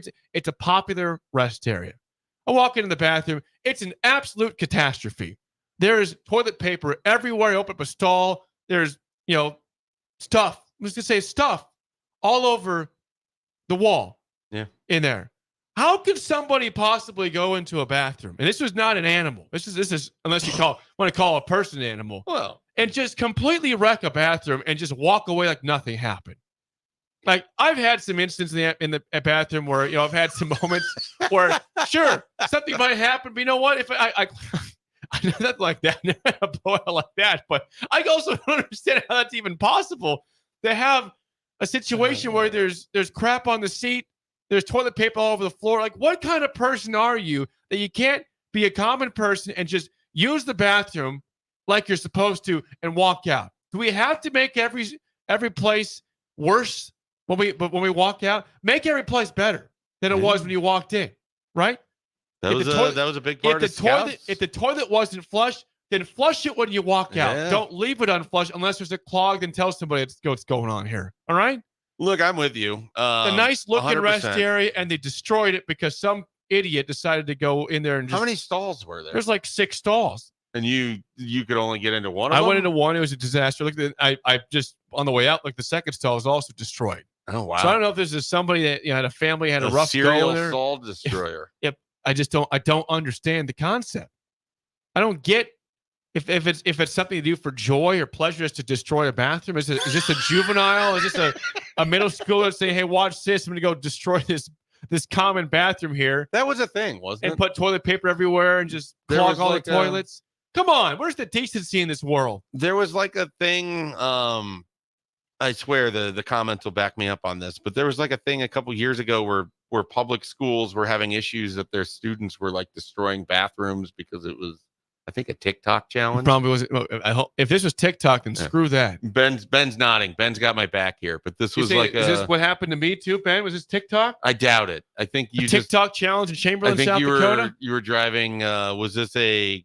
This is I-90. Yeah, but was this like a holiday weekend? It was. Yeah, you're just running the risk. This was Memorial Day. Yeah. You know what's stunning to me? You're talking about the rest stop. Iowa has immaculately clean rest stops most of the time. Like they have like really nice rest areas because Brunson, I know this as Bruns has to pee like every 12 minutes. Yeah. Well, so whenever we're driving to away games, you just love driving. And you always have to go through Iowa, no matter where you're going, all the time. You have to go through Iowa. If you want to go north, you end up going through Iowa. If you want to go south, you end up going through Iowa. Certainly, if you're going east, you end up going through Iowa. I swear on the Colorado trip, we probably had to go through Iowa somehow. But invariably we stop at multiple of these things on the way there, on the way back. They're always very nice over there. And I've been stunned by this because my general belief is that the public restroom is just always going to be a catastrophe. See, so you I expect this thing. I would have expected expected what you walked thing, though? because it just normally is. It's always bad. Like people don't treat it nicely. It's not like they have to come home to it, so they don't keep it clean. They just assume I didn't some say you have to person clean up and wipe some it down person when that you're they done. assume they never see is going to take care of this for them. Yeah, I mean, I'm not shocked that you experienced this. I feel bad that you had to, but it's unfortunately just how people are. I mean, you didn't want to call them animals. People are absolutely animals, especially when it's not their own stuff. I mean, I still don't get it though. Like I don't get it either. I don't think I've ever walked to anything in my entire life saying I'm just going to go destroy this and smile walking away and say and watch people say, "Oh my gosh, what happened in there?"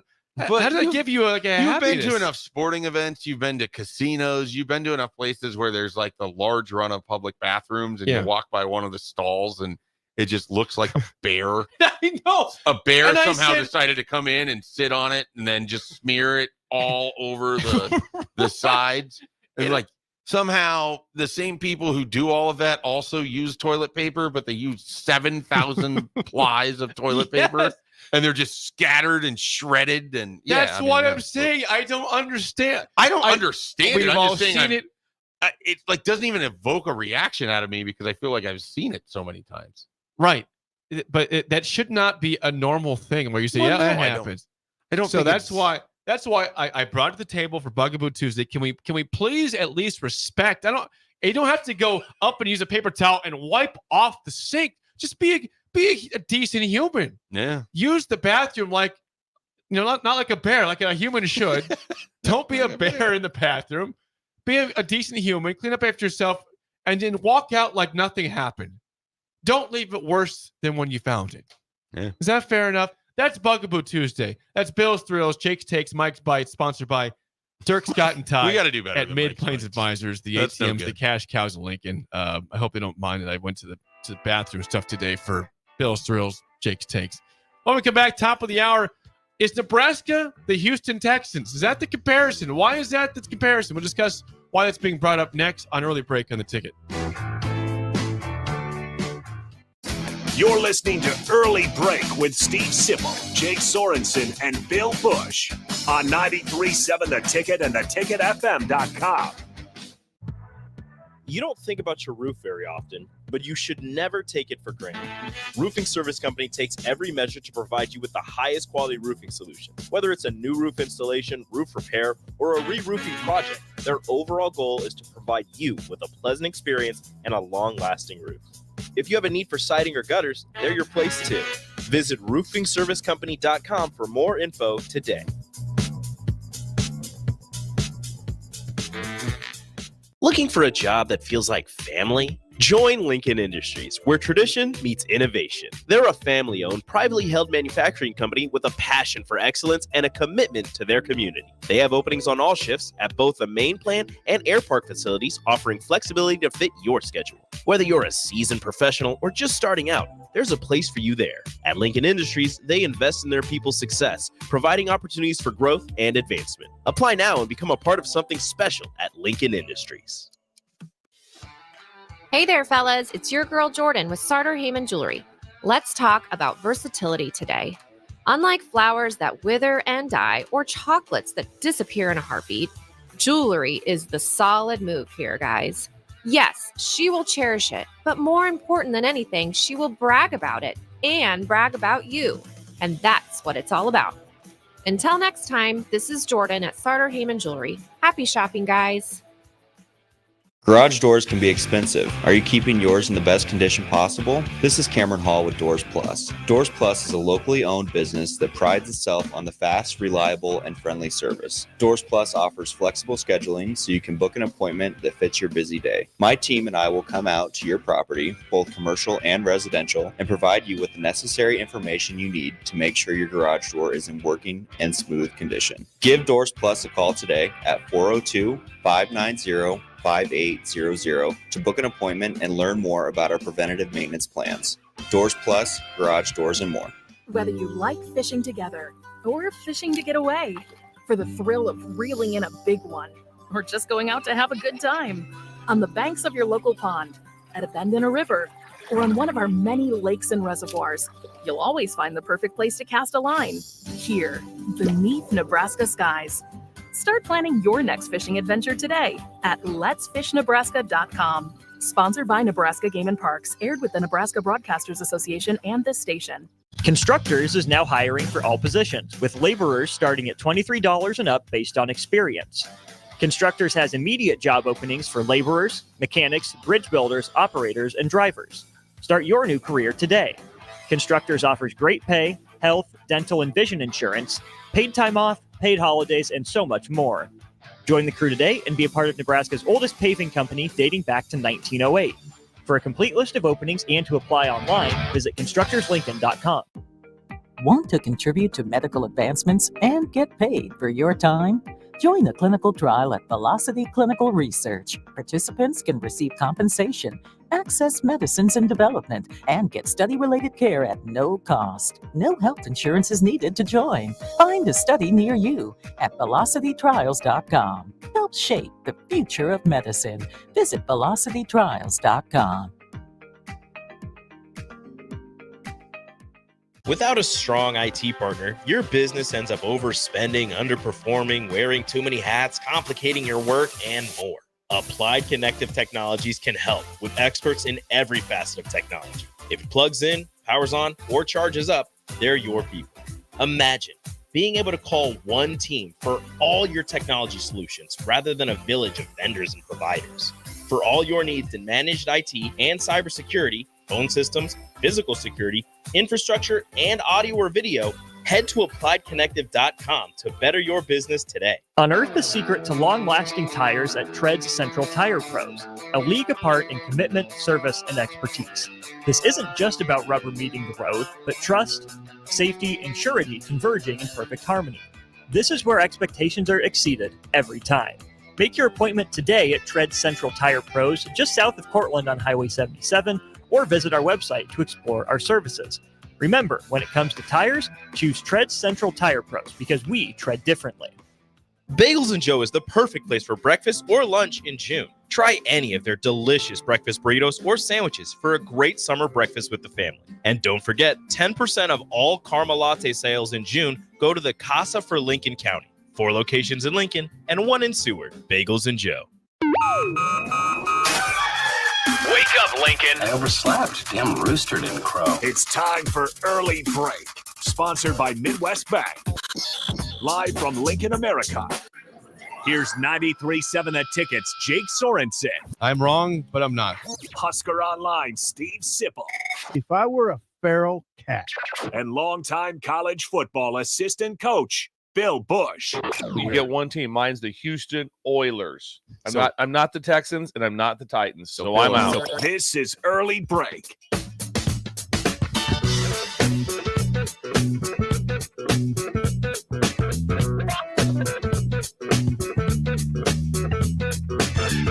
Welcome back to Hour 2 on a Tuesday. Steve Sipple, Bill Busch, both out today. Mike Schaefer in with myself, Jake Sorensen. Hour 2 sponsored by our friends, as always, at Midwest Bank. Member FDIC, location in South Lincoln at 27th and Jamie Lane, also at 70th and Pioneers. Shin Daddy has the day off. We'll be back tomorrow with Bill Busch when he returns to tell us what he has got going up there in Creighton, Nebraska. Always have all sorts of shenanigans in Creighton. I think it was... he had a go-kart up there, go-kart racing, I think, on Friday. Yeah. Yesterday was, I think, like they were doing dirt ramps. They were biking off of ramps, cinder blocks, like and the BMX type yeah, stuff? like build your own ramp with cinder blocks with the plywood and everything. So no flips, just excitement there. If you're trying to watch us on Facebook, Twitch, YouTube, Twitter, Allo961, again, we're having some issues with the video stream, but you can still listen to us on YouTube. People are still chiming in, Schaefer, on YouTube. They're commenting on Facebook also. So you just can't see our faces. You can assume what we look like and hear us. You prefer that anyways. You said you prefer not having on. Yeah, I don't think people need to see me. They do. It doesn't add. They to the miss experience. you, Shape. They haven't seen In you fact, for a it while. might detract. People might see it and be like, I don't trust this guy. Don't be ridiculous. By the way, like a couple texts you get from the first hour before we move on. I like this one. There's you had a bugaboo of someone firing off fireworks. So Scooter in Roca owns a fireworks stand in Roca. He says, "Come on, you have to shoot off fireworks tonight." He might be a little biased there. A little bit, yeah. He might be a little biased. Look, the Crazy Cracker down shoot there. them off when they're allowed to be shot off. That's fine. I'll give a free plug. Crazy Cracker fireworks Scooter down in Roca. We're wishing you the best business Yes. in late June and July. That's right. Late June, early July.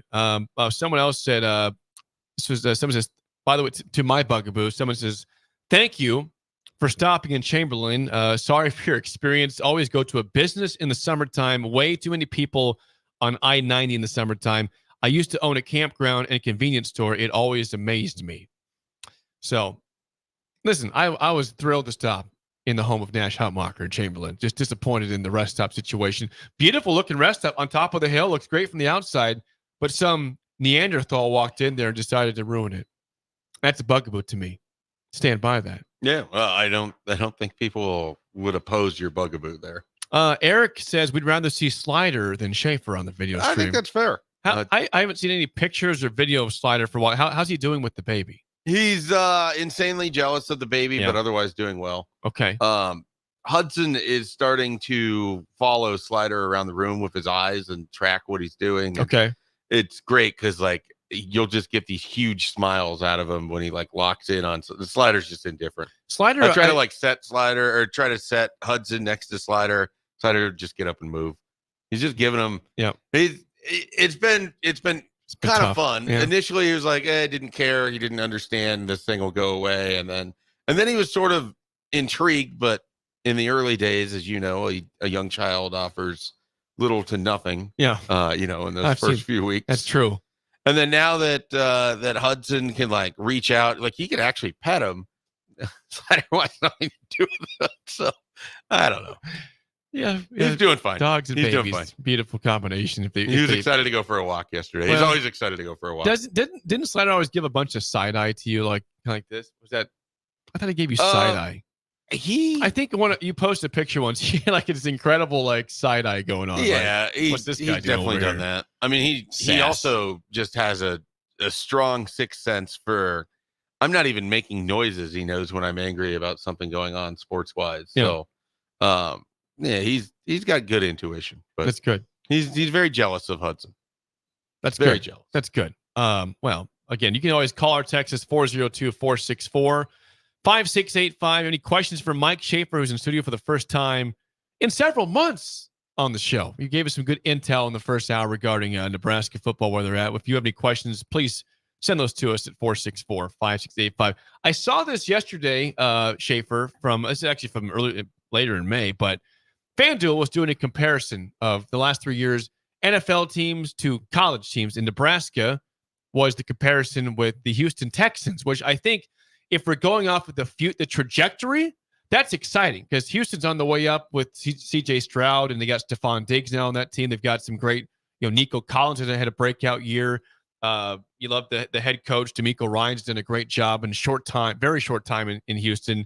But the comparison was off of win percentage of these teams the last 3 years. Do you like the Texans comparison for Nebraska? So without knowing that it was based off of win percentage, I was just trying to make the narratives line up. And I think there's certain things that you can pull from it. They certainly, they have a quarterback that people in the league are fired up about. And CJ Stroud was great last year. I mean, I was not particularly high on CJ Stroud coming out of college because I thought very similar to Justin Fields that Ohio State offense does not force you to actually read a defense. You just have a litany of weapons, and CJ Stroud was fantastic for the Texans. So he answered the bell very quickly and looks to be a stalwart, going forward as a quarterback. I think if you wanted to do a narrative thing on that, you could certainly see Dylan Raiola as someone who comes in and immediately elevates Nebraska's offense. Because Houston was terrible offensively the year before. Well, they had Davis Mills. Yeah, they were running through multiple different quarterbacks. And, if you want to keep the narrative thing and just bounce around a little bit, neither team has a particularly strong answer at running back while utilizing what you would consider to be a committee approach, if you will. Devin Singletary emerged as kind of a, I don't know, third down wide receiver, James White type back last year, I believe, for the Texans a little bit. I don't know who that would be for Nebraska in 2024. Nico Collins could be your Jalen Lloyd. Jalen Lloyd could be your Nico Collins. This is good. Maybe Jamal Banks is your Stephon Diggs, though less perhaps unhappy than Diggs is perceived to be. And then you even look at it, and at times last year, and there was definitely some games. I'm thinking of the wild Tampa Bay Buccaneers game comes to mind, but at times last year, the Houston defense was really good. And at times, Nebraska's defense under Tony White, really good. Right. So I think the comparison kind of works. You can line up enough narrative wise that it fits.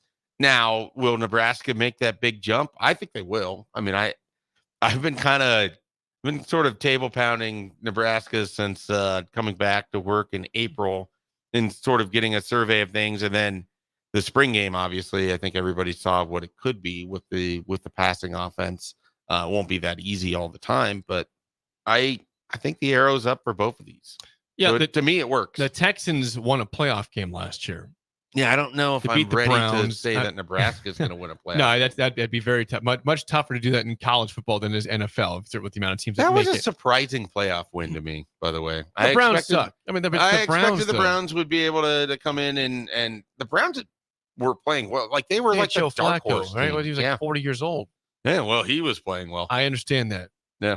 Texans and then they just got demolished. That was like there was 2 pick sixes, I think, and then the Browns defense is also extremely up and down. They can be dominant and they can also be terrible the next week. And they were bad in that game. The road home split for them was insanity. Like their home defense was allowing like 9 points a game, and their road defense was like 24.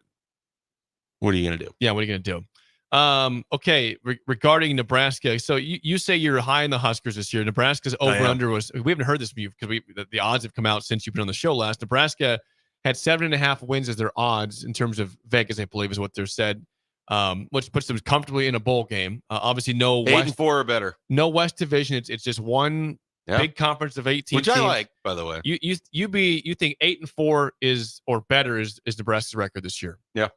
In their first 7 games, they're going to be favored in all 7 of them, likely. Yeah. What do you 6-1, 7-0? What do you think in that first 7, or worse than that? I think it'd be disappointing if they're not at least 5-2 or better. Because it's hard for me. So I've done this a lot because sometimes you get this.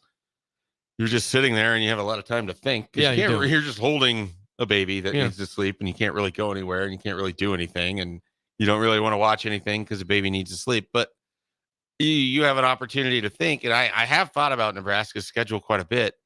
I feel like that Illinois game is sort of, to me, the most pivotal one early on. And I understand from an emotional standpoint, Colorado game is sort of the I don't even know what the term would be, but it's the thing. Like they have to handle Colorado for the mental, the psyche of the fan base at this point. Otherwise, things could be very psyche fragile. Is very fragile. Here. Very, very. It's already pretty fragile. It might be broke if they lose to Colorado at home. But I think they win that game. The Illinois one is the one where it's like, all right, this is the sort of game past Nebraska teams have just not necessarily handled their business with. This is a team that, could be solid, could be bad. We don't really know what Illinois is. We know what they were a couple years ago, but they don't have Ryan Walters anymore. They had a very, very veteran team, and they relied on those veterans. And I don't know what they're going to look like under, Brett Bielema here in 2024. But that feels like you go and win that game. I like their chances against Rutgers. I do think Rutgers is getting better, but that trip is always tough. The travel from the east to the center part of the country for that October game. And then after that, it's a bye week, and then it's Indiana. I mean, you had Purdue in there. I just think that Illinois game is the critical one. You win that, it sets everything else up to me. And so, yeah, I think 6-1 is very realistic. And, heaven forbid they're 7-0 and it's shades of 2016. I just think about all that can be accomplished if they were indeed 6-1 after if the they first start 7 games. 4-0, the chances of them winning those next 3 games really high. You talk about psyche, Schaefer. I mean, okay, number one, the goal of the season is not just simply make a bowl game. I mean, we might be, the common fan might say, I want to make a bowl game. It's been since 2016. You might say that, but they want more than that. Think about the weight off your shoulders if they've got 6 wins by game 7 or game 6. And now, okay, we've got that's off the back. Now we're loose. Let's go see how good we can be.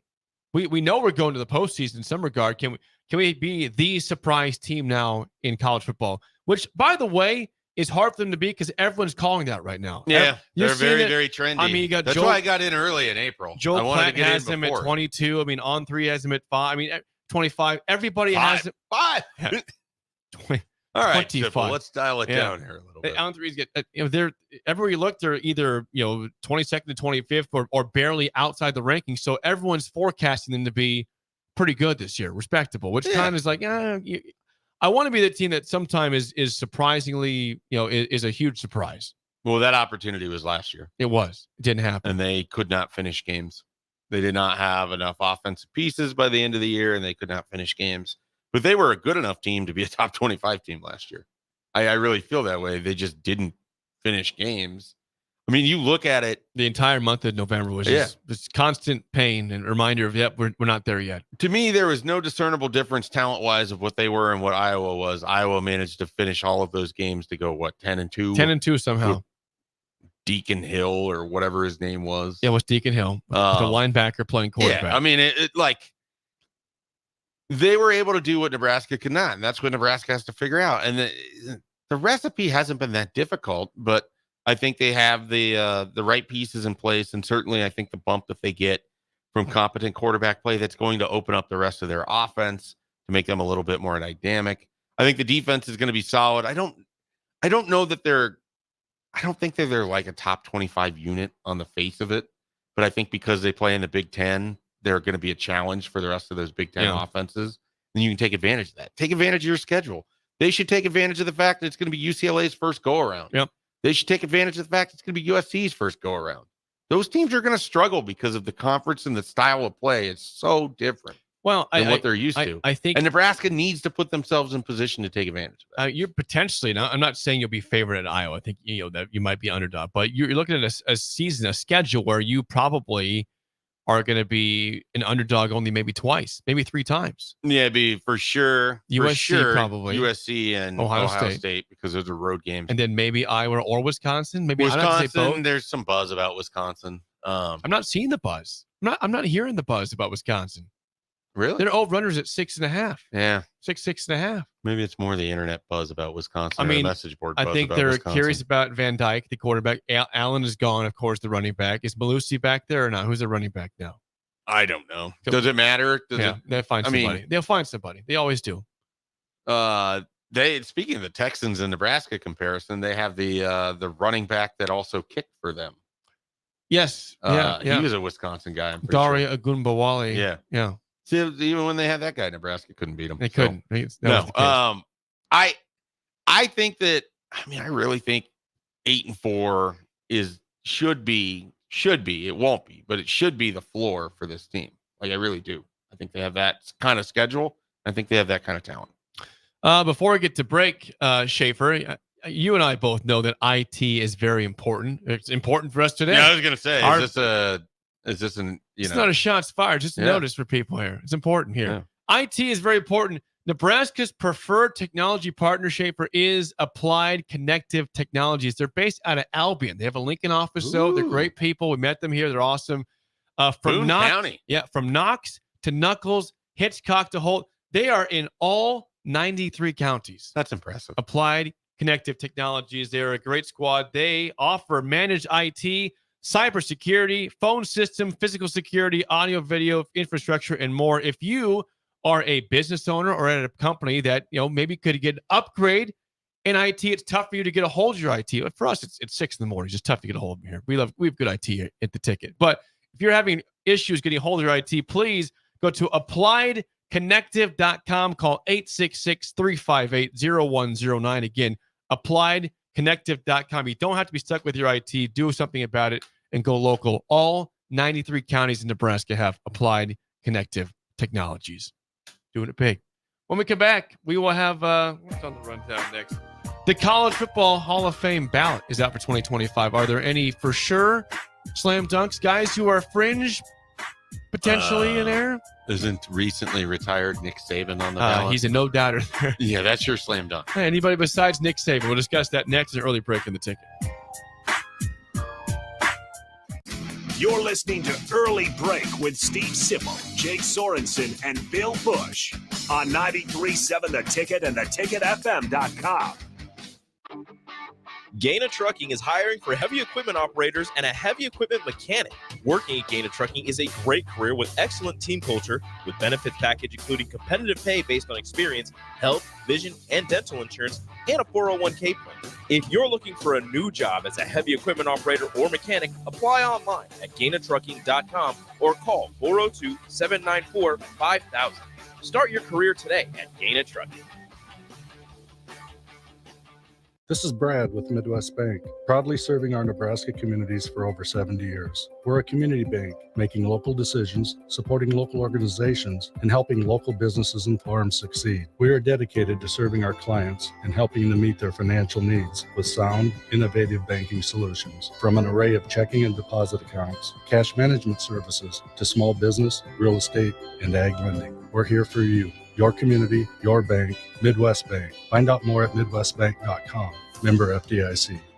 Problem gambling is not just a financial issue. It's an emotional problem with financial consequences. If your loved one is struggling with addiction, contact Choices Treatment Center's 24-hour helpline at 402-476-2300. That's 402-476-2300. For the second year, the Nebraska Lottery's NASCAR Powerball Playoff promotion has roared into our state, and the excitement is throttling up. Until June 24th, buy a Powerball ticket with Power Play and Double Play. Enter the voucher number, and you could be one of 15 Nebraska winners of $1,000 and the chance to win a VIP trip to the NASCAR Cup Series Championship weekend, plus a shot at $1 million. Enter today. Powerball top prize odds 1 in 292 million. The weather is hot, the kids are out of school, and you're on your way to the lake and summer road trips. Are you getting to your vacation spot comfortably, or is your car letting you down? Mullen Motors Lot is full of great vehicles to take home, so you don't have to worry about your current car barely surviving another road trip. Come check out their lot just north of 48th and Layton and find your next ride for summer road trips and beyond. Mullen Motors. No tag-ons, just quality vehicles. Mullen Motors. Hey there, fellas. It's your girl Jordan with Sartor Heyman Jewelry. Let's talk about versatility today. Unlike flowers that wither and die or chocolates that disappear in a heartbeat, jewelry is the solid move here, guys. Yes, she will cherish it, but more important than anything, she will brag about it and brag about you. And that's what it's all about. Until next time, this is Jordan at Sartor Heyman Jewelry. Happy shopping, guys.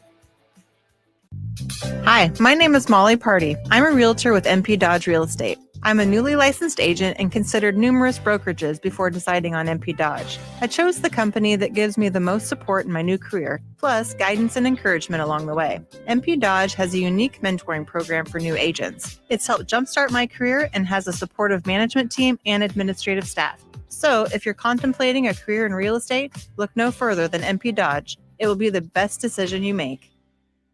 Spring often marks the beginning of severe weather, which can lead to power outages. LES wants you to be prepared before the storm.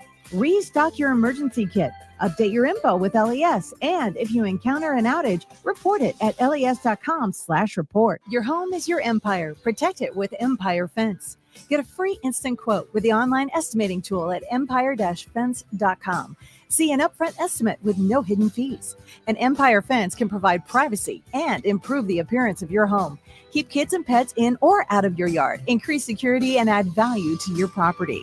Visit empire-fence.com now to view the stylish and maintenance-free possibilities for your home and get a free instant online quote. Let Empire Fence protect your empire. Put lawn irrigation on automatic.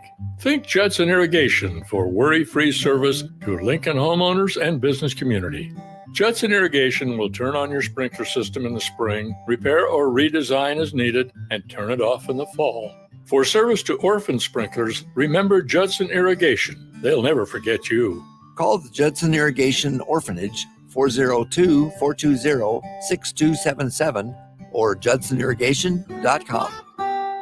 This I'm not on drugs. I'm not drunk. is Early Break with Sip and Jake, brought to you by Gaina Trucking.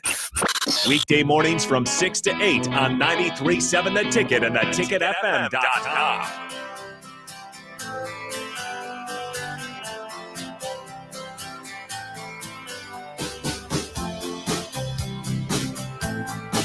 It is peak barbecue season in the Midwest across the world, really. It's barbecue season, Schaefer. Oh, you know I love barbecue. You know I like barbecuing. This is great. Well, I can help you out by getting you proper rubs and sauces that you need. From Score One Smoking in Holdridge, Chris got it covered. But out there, he's got everything, Schaefer. He can ship to you in a moment's notice. If you're here, if you're in D.C., if you're in Argentina, he'll ship to you. Score1smoking.com. Pulling it up right now. Score, no G. It's smoking without a G at the end. At Score One Smoking on Facebook and Instagram. Score1smoking.com. Chris is the king of barbecue. He wins a lot of competitions, and he also puts all those rubs and sauces on his own product there. So please go to the online store, score1smokingtoday.com, and load up on your barbecue rubs and sauces for the backyard grilling. I might take a class. I remember this being I remember this being a thing. One of the last times I was in, he was having like a class or something, and I was intrigued by this. Should have done that. Yeah, could have done that. I need to get better. You can always get better. You can always get better. You can always improve in life. Saw yesterday that the we have the 2025 Hall of Fame ballot is out there for College Football Hall of Fame, and as you said before break, Schaefer, there's no doubt about it. No one would ever push back. If they are, they're crazy. That Nick Saban will be a first ballot Hall of Famer in college football.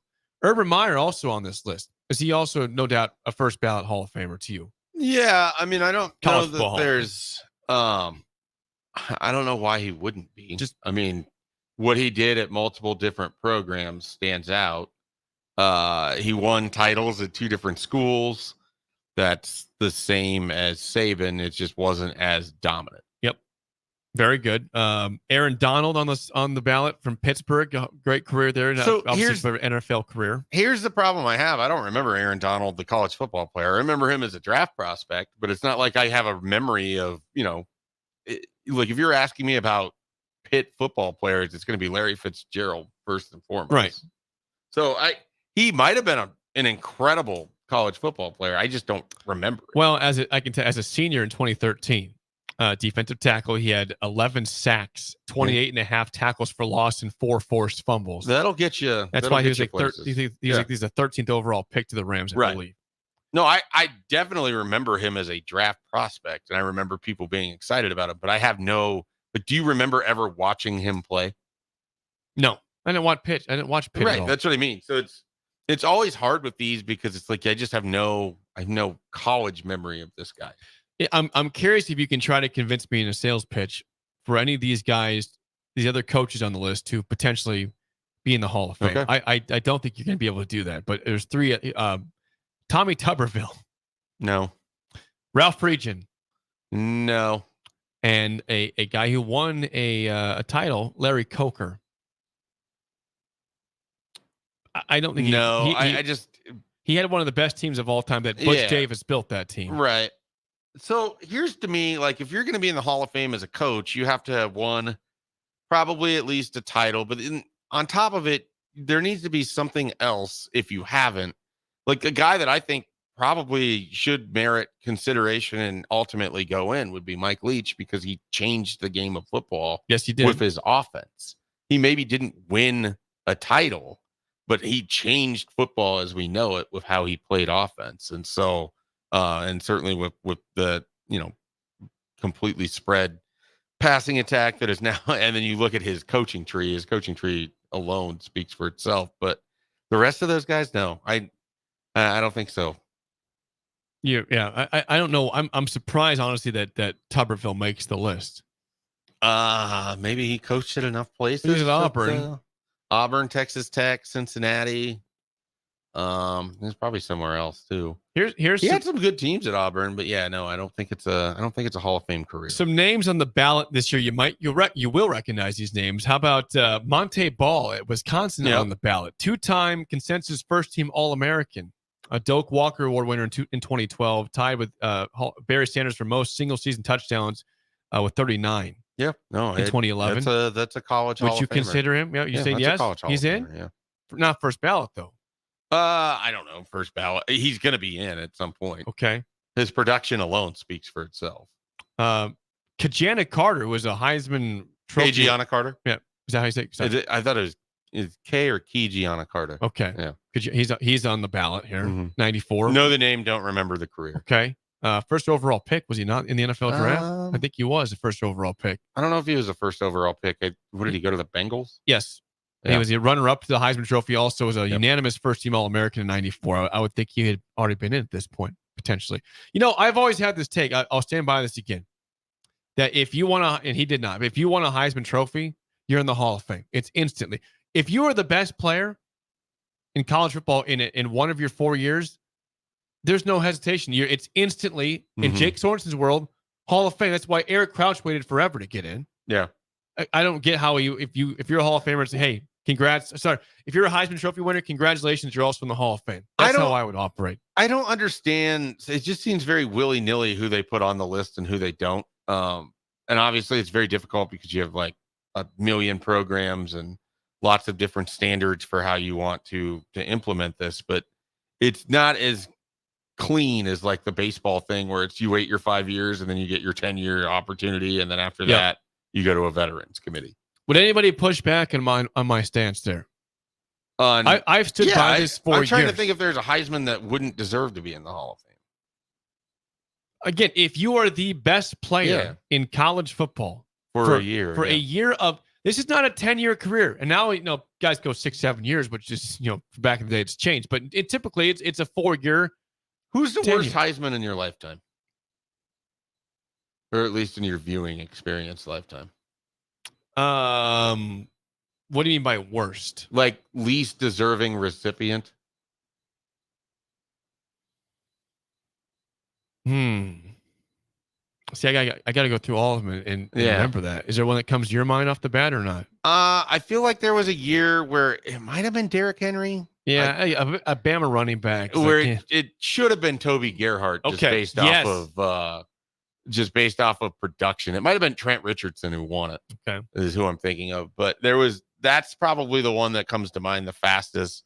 And then unfortunately, just statistically, the longer we get from it, the harder it's going to be for anyone who didn't watch him play with Eric Crouch. Like statistically, that just does not hold up. No, but it doesn't. if you were in the moment, you see how and why. But stats wise, that was also one of the tightest races. Rex Grossman was there. Joey Harrington was in that conversation, and it went to Crouch. It wasn't. Sometimes it's very obvious who's going to win the Heisman. Was Bryant McKinney also as an offensive lineman?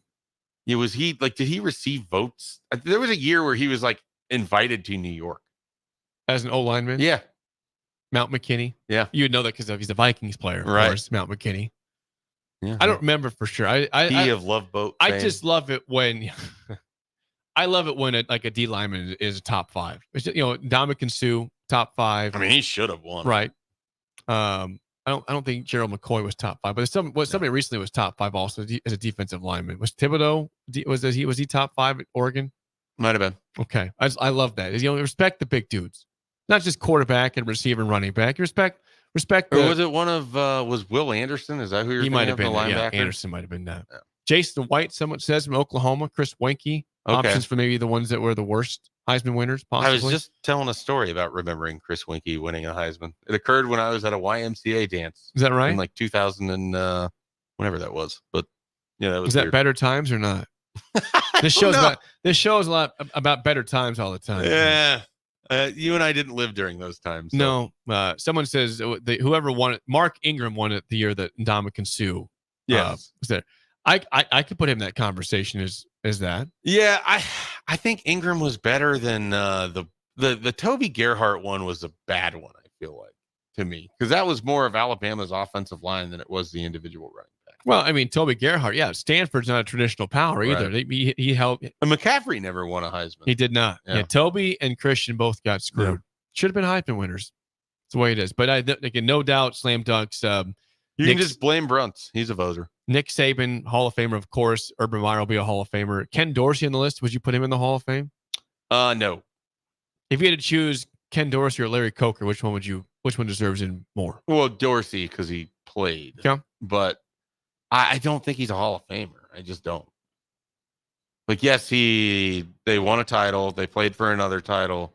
He was good at distributing the ball and one of the most loaded rosters of all time. But it's not like he had a Joe Burrow-esque season with that much talent. I think it's got to be tough. So you mentioned the fact, so some of these guys, like Marvin Harrison's on the list. Amazing NFL career, but was he good enough in college to be a Hall of Famer? Right. Do you vote him in because you just have I think that's the goggle eyes of how he did in the NFL? Say, he's got to be a Hall of Famer. In college, he's an NFL Hall of Famer. Did he have a big career? He was an All-American in '95 as a kick returner. And the 95 Big East Special Teams Player of the Year. 3-time All Big East selection. Talks about him being more of a returner than a receiver, which he was an amazing receiver in the NFL. Doesn't seem like he should be in the Hall of Fame. He is the all-time leading receiver there at 2,700 yards with the school. Okay. So you got that going. Garrison Hurst at Georgia. Great with the Niners for years. What a name. Garrison Hurst is a dude. Wow. That's a name I haven't heard in a Josh Heupel on the list here, the Tennessee head coach. Of course, great at Oklahoma. Deshaun Jackson's on this list here. So we'll see who makes it beyond the obvious of Nick Saban and Urban Meyer. With that being said, Shape, it's the first time in a long time for you to play the game show. That's right. If you want to take down Schaefer, Mike Schaefer is a trivia savant. He's hard to beat. And today I had a topic that he will not miss any questions on because that's not true. It is true. That is not true. I don't do this very often when Sip and Bill are here because they don't watch this sport really. But today's topic is Major League Baseball players. Yeah.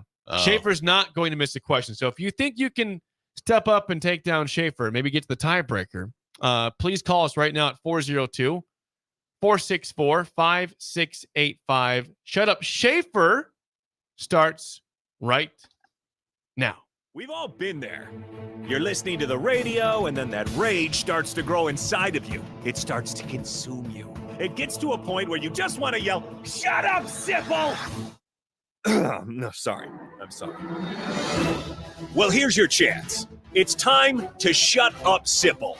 Call now to play. 464-5685. Shut up, Sipple. Brought to you by Bagels and Joe. All right, 464-5685. Call to take down Schaefer in trivia. By the way, Schaefer, this might surprise you. We're not going to count it on the Shut Up Sipple record, but Sip has won 8 straight games, and Bill actually won without him yesterday. So there's been 9 straight wins. Now I feel a lot of pressure. I'm just saying.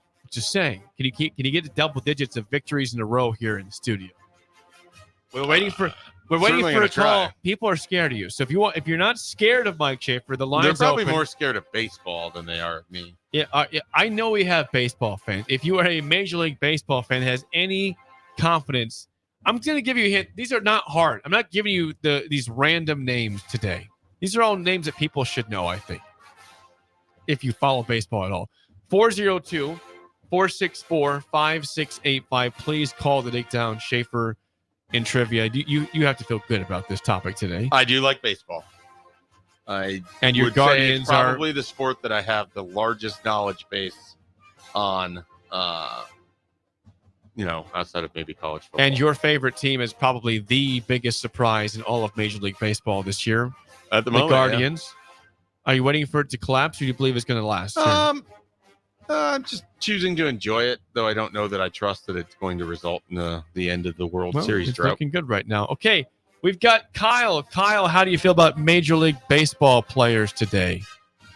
I feel all right against Schaefer. Sipple, I'd be very confident. Right. I think I beat Sipple 3 times on it. Well, naturally, if you just know anybody, you got it right against Sip. So, unless it's 70s baseball. All right, first question goes to you, Kyle. No lifeline for either contestant today. Kyle, what MLB team does outfielder Jurickson Profar play for? The Padres. Is he on the Padres? Yeah. Brilliant! A quick, confident answer, Schaefer. Yeah, that was you good. have that? Yes. Just took 2 out of 3 from the Royals this weekend, and you're He's having a nice season. You're probably happy to see Former that as a number 1 Guardians prospect fan. in baseball. By the way, Guardians Royals start up a series tonight in Cleveland, so we're rivals the next 3 days, Schaefer. We're rivals. To you, first question, Schaefer. Now 1-0. What MLB team does third baseman Alec Boehm play for? He the Omaha Roncalli grad. I have to say that because my wife went to Roncalli. You should. I talk about him all the time. He is with the Philadelphia Phillies. Brilliant! And he's very good, by the way. He's having a great year. Batting over 300. He's I think he's like top 15 in RBIs right now in MLB. How about No, he's having a great year. Okay, back to you, Kyle, for the lead last question. What MLB team does pitcher Garrett Crochet play for? I'm pretty sure the White Sox. You got it. The only person having a good year on that horrendous baseball team is Garrett Crochet. It's a terrible, terrible, terrible team. Schaefer for the tie, last question. What MLB team does third baseman Ryan McMahon play for? Ryan McMahon is a Colorado Rocky. Brilliant! That is a predictable tie score. This goes to you, Schaefer. And Kyle, you'll go over under Schaefer's number. Prior to last night, the Chicago White Sox were the only team in the AL Central with a negative run differential. What is their run differential? Negative what? They're an atrocious baseball team, one of the worst we've seen in years in Major League Baseball. I feel like I got to set it pretty high. Okay. Minus 124. Okay. Are you going to go more than minus 124, Kyle, or less? I'll go less. Yes. That's pretty. Is it less than 124? Minus 138. Oh, that was pretty close on a screw in the dark. Yes, Kyle, that is terrible. They are atrocious. They are a horrible baseball team. We'll get you back on the contract. Great game, Kyle. Well, thanks for calling, Kyle. You too. Thanks, guys. That is now 10 straight wins for people in this studio. I feel good about it. Sip has 8 straight. I knew when he got Jurickson Profar with no sweat, I was like, we're going to the tiebreak. It's going to be a tough one. We're going to the tiebreak. I got to, if I've set the number, I wanted to nail it, but I didn't. I think that Ryan McMahon might have been the toughest question there. He's played his entire career with the Rockies. But the Rockies have been, no one watches the Rockies, though. They suck. I watch the Rockies occasionally. Well, the Guardians just played them in a series. Right. That obviously helped. That did help you out there. They're also just, I kind of like having a team that plays later in the evening that I throw on, but a lot of it is I just throw on MLB big inning. And so I just watch random games at that point. But yeah. Well, congrats, Shafe. You've kept the winning streak alive here in studio. Despite no one being able to see you, they could hear you the whole time. I am just happy to contribute to the team. I feel like it was an interim coach situation. The head coach will be back tomorrow. Bill's back tomorrow. Oh, Bill's Sip back is tomorrow. back Thursday. The whole another team, interim. The whole team's back Thursday. But, Okay. Yeah. So Well, he'll be delighted to know that the wins kept happening. That's right. The wins didn't stop. Yeah. Sip will be very happy to hear that. The spillover is next on Early Break on the Ticket. You're listening to Early Break with Steve Sipple, Jake Sorensen, and Bill Busch on 93.7 The Ticket and theticketfm.com. Looking for a job that feels like family? Join Lincoln Industries, where tradition meets innovation. They're a family-owned, privately held manufacturing company with a passion for excellence and a commitment to their community. They have openings on all shifts at both the main plant and air park facilities, offering flexibility to fit your schedule. Whether you're a seasoned professional or just starting out, there's a place for you there. At Lincoln Industries, they invest in their people's success, providing opportunities for growth and advancement. Apply now and become a part of something special at Lincoln Industries. Perch Merch is your one-stop shop for all your printing and promotional needs in Lincoln, Nebraska. They specialize in screen printing, embroidery, vehicle wraps, window wraps, print collateral, promotional products, and signage. At Perch Merch, they are committed to delivering high-quality products and exceptional customer service. Their experienced team of designers and printing professionals will work with you every step of the way to ensure that your vision is realized. Call for a quote today at 402-217-5212 or go to perch-merch.com. This is Lincoln's home for sports talk on the FM dial. Also online at theticketfm.com. On the internet. KNTK FM Firth, 93.7 The Ticket. All right, it's time for Final Jeopardy. It's been a tight contest today that all comes down to this final question. No summer picnic or family get-together or trip to the lake is complete without this particular item. Let's go first to Bob. What is beer? No, that's not it. Think about the kids. Over to you, Farley. What is corn on the cob? Tough to grill that on a boat. Wrong again. Grace, this time for the win. What is Bure's cheese spread? We have a winner! Bure's cheese spread, available in most local grocers in Nebraska. Put lawn irrigation on automatic. Think Judson Irrigation for worry-free service to Lincoln homeowners and business community. Judson Irrigation will turn on your sprinkler system in the spring, repair or redesign as needed, and turn it off in the fall. For service to orphan sprinklers, remember Judson Irrigation. They'll never forget you.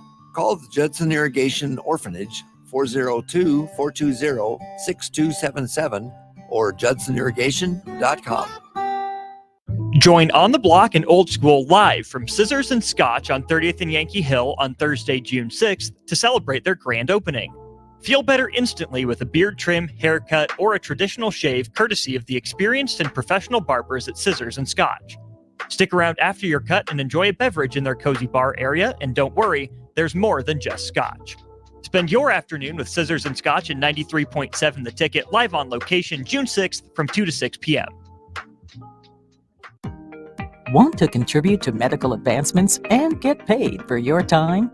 Join the clinical trial at Velocity Clinical Research. Participants can receive compensation, access medicines in development, and get study-related care at no cost. No health insurance is needed to join. Find a study near you at velocitytrials.com. Help shape the future of medicine. Visit velocitytrials.com.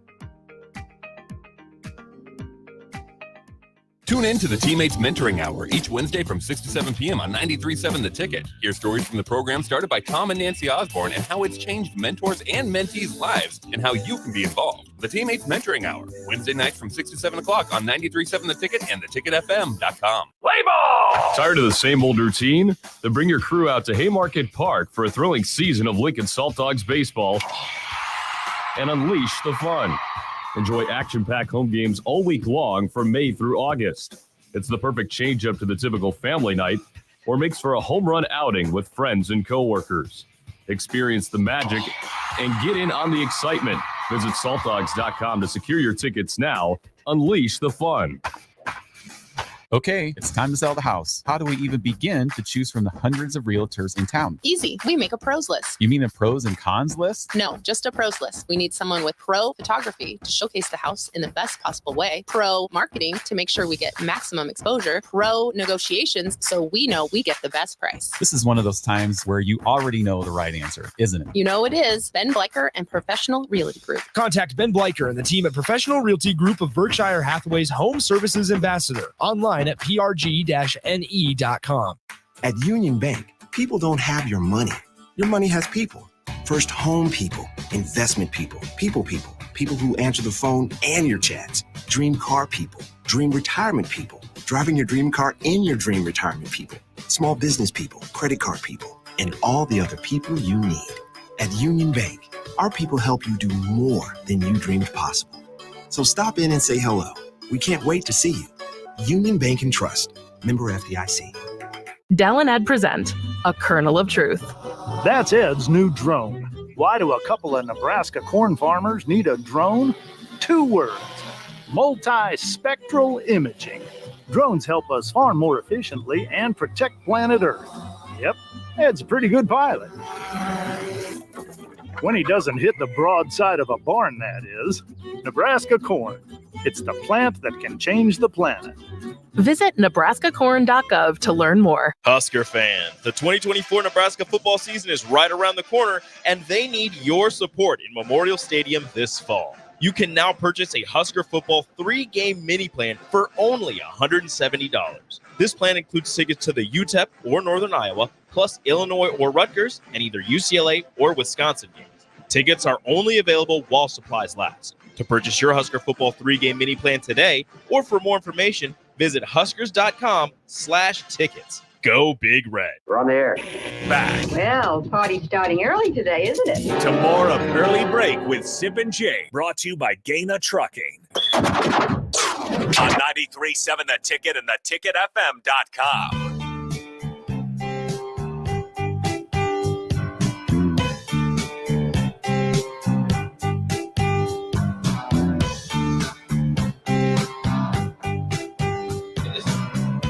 That's the wrong one. There, it's time for the spillover with Chris Raff. Mike Schaefer's still with us.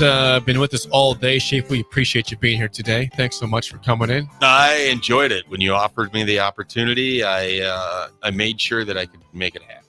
And Raff, of course, always great to see you over there. Yeah. So when do we start this transfer, Shafe, of all your Twitter followers over onto my account? Yeah, I had offered.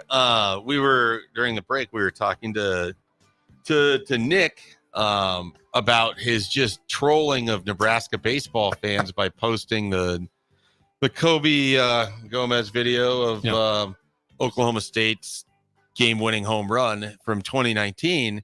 And I asked, if what he was going to do to try to make people mad today, and he wasn't sure. He's working on it. And then I offered to. He was like, "Well, I don't have that many followers. I didn't think it'd be that bad." And I offered to just, if I could, pass along the followers I have. I want less. I want less more engagement. Yeah, Raff. Chris Raff 7. Chris Raff 7. That's CHRIS. You should be allowed to trade RAFF 7. Yeah, trade followers. I want to send all the people that I have muted or blocked that send them over. Complete jerks and just send them to you. Are they Broncos fans? They'll get along with Raff very well. Send them on over. I don't know if they're Broncos fans or not. They're it could be. A lot of them are just not pleasant people. We'll put it that way. It happens. I can handle a lot of criticism. And I earn it. Trust me. I absolutely earn it. But there are some people that go very personal and very hard and do not stop. And at some point you just have to mute those notifications because I don't want to see them anymore. Yeah. It just I've yet to do that. I look forward to doing that someday. Muting notifications. Chris Raff 7. Chris Raff 7 on Twitter. Chris Raff 7. By the end of the show, I'm like mute. Yeah. Let's get Raff some annoying followers. We got a tweet during the break, Schaefer, you and me did from Nate Klaus. Oh, you know Nate Klaus. Oh, White Sox fan. Yes, Nate Klaus. Nate Klaus listened to the game show and he says this. He says, "I didn't think I could feel worse about the season the White Sox are having, Jake, but here I am feeling another level of frustration after the game show." Oh no! I just simply said they're negative 138 in run differential. They're the only team in the AL Central to be negative. It's supposed to be a bad division. It's actually a very good division. The Twins, the Royals, the Guardians are all very good, surprising teams. Twins are not surprised. They're supposed to be good, but Guardians and Royals are surprising. Tigers have been respectable too. And here's the White Sox, minus 138 run differential, Nate. Man. Well, hey, they took 3 out of 4 the last time Cleveland and Chicago played. I was happy about that. Frustrating. It was a very frustrating experience, but then Cleveland ripped off 9 straight wins. They're on a heater. They're on a heater right now. Did we see the story before we get out here yesterday about the person that was thought to be dead that actually was not in Waverly? I did. Yeah. AD sent me that yesterday. I don't have it pulled up. But there was someone in Waverly was sent to the funeral home when they thought that she was dead, and she was very much so alive. This is going to be national news today, if it wasn't already, that somebody was thought to be dead and is very much so alive. How does it even happen? Doesn't the doctor have to pronounce you dead? Yeah. There's a certificate of death. How do you send somebody to the funeral home when they're actually alive still? And then I'm assuming, I'm not sure of the whole protocols, but I'm guessing they probably put them in a plastic, one of those bags, and then body bag. And then they got to the funeral home and then zipped it to put in the Do you think she had the toe tag and everything on? That's probably what they were probably starting to do, I'm guessing. And they unzipped the bag and it was like, it's a miracle. Surprise. Hopefully it wasn't. I don't know anything about the art of being a mortician, but so this is it embalming? Like, could they have been like working on, maybe probably prepping the body for embalm, and then she just wakes up during that, or poked her to start embalming, and then or him, or was it a girl, a guy, or girl? I'll give the gal's name. Her name is Constant Glance. She had been pronounced dead by staff at a nearby nursing home about 2 hours before. And then an emergency call was made on Monday by staff at a funeral home to notice that she was still breathing and performed CPR on her. She was taken to a local hospital. Police are investigating the incident, but say they have not found evidence of criminal intent by the nursing home. So the nursing home declared her dead. Yes. Yep. And then they sent her to the funeral home. Yeah. And then 2 hours later?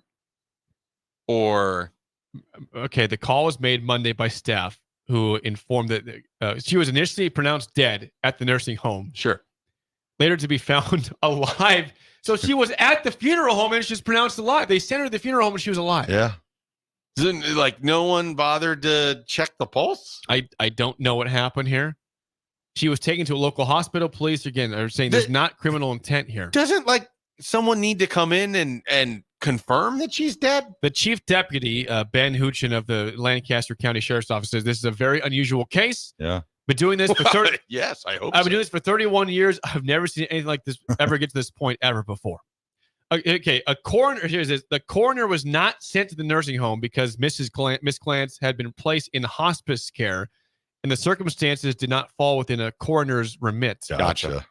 But the death has been anticipated, though. That's why maybe they didn't, second guess it at all. Are they sending her back to the nursing facility?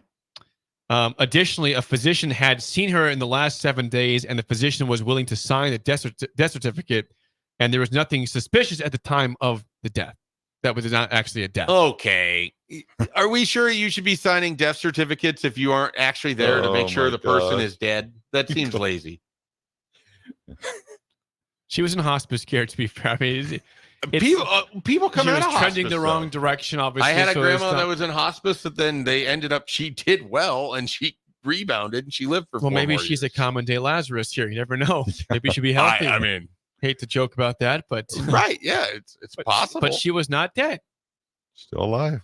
She still can't. Miss Glantz is still. What if there's like a rash of these people just waking up in funeral homes? Would you start to be concerned? How many? Like, where am I? Like, let's say this happens. Says, if 2 more happen today, is that a reason for us to be concerned? Yes. I think it would be. This seems very odd and random, but if it happens a couple of times, then yes, there's a problem here. What if it's like the reverse of the rapture where people disappear, but now we think people are dying, but they're actually not? Yeah. This show went deep. It did. Yeah, that's what happens sometimes, Raph. We go to places you never know what's going to happen here. So we hope. Raph just wants Twitter followers. Yeah. Whether you're living or deceased, please follow Chris Raph 7. I'll take both. Yeah. Chris Raph 7. I guess the deceased ones probably won't comment all that much. So no. Well, it depends on who signed their certificate of death. Constant Glance, maybe. We'll see if Constance Glantz in the next couple of days what happens There's here. probably already a fake Twitter profile for her at this point. No, we wish the best for Miss Glantz no matter what happens there. But that is it for us. The Drive with Raph, AD, and Amon Green is next. For Mike Schaefer, I am Jake Sorensen. We will see you tomorrow, hopefully with video. Community means something different to everyone. But for me, it means cheering on those around you during the good times and helping them out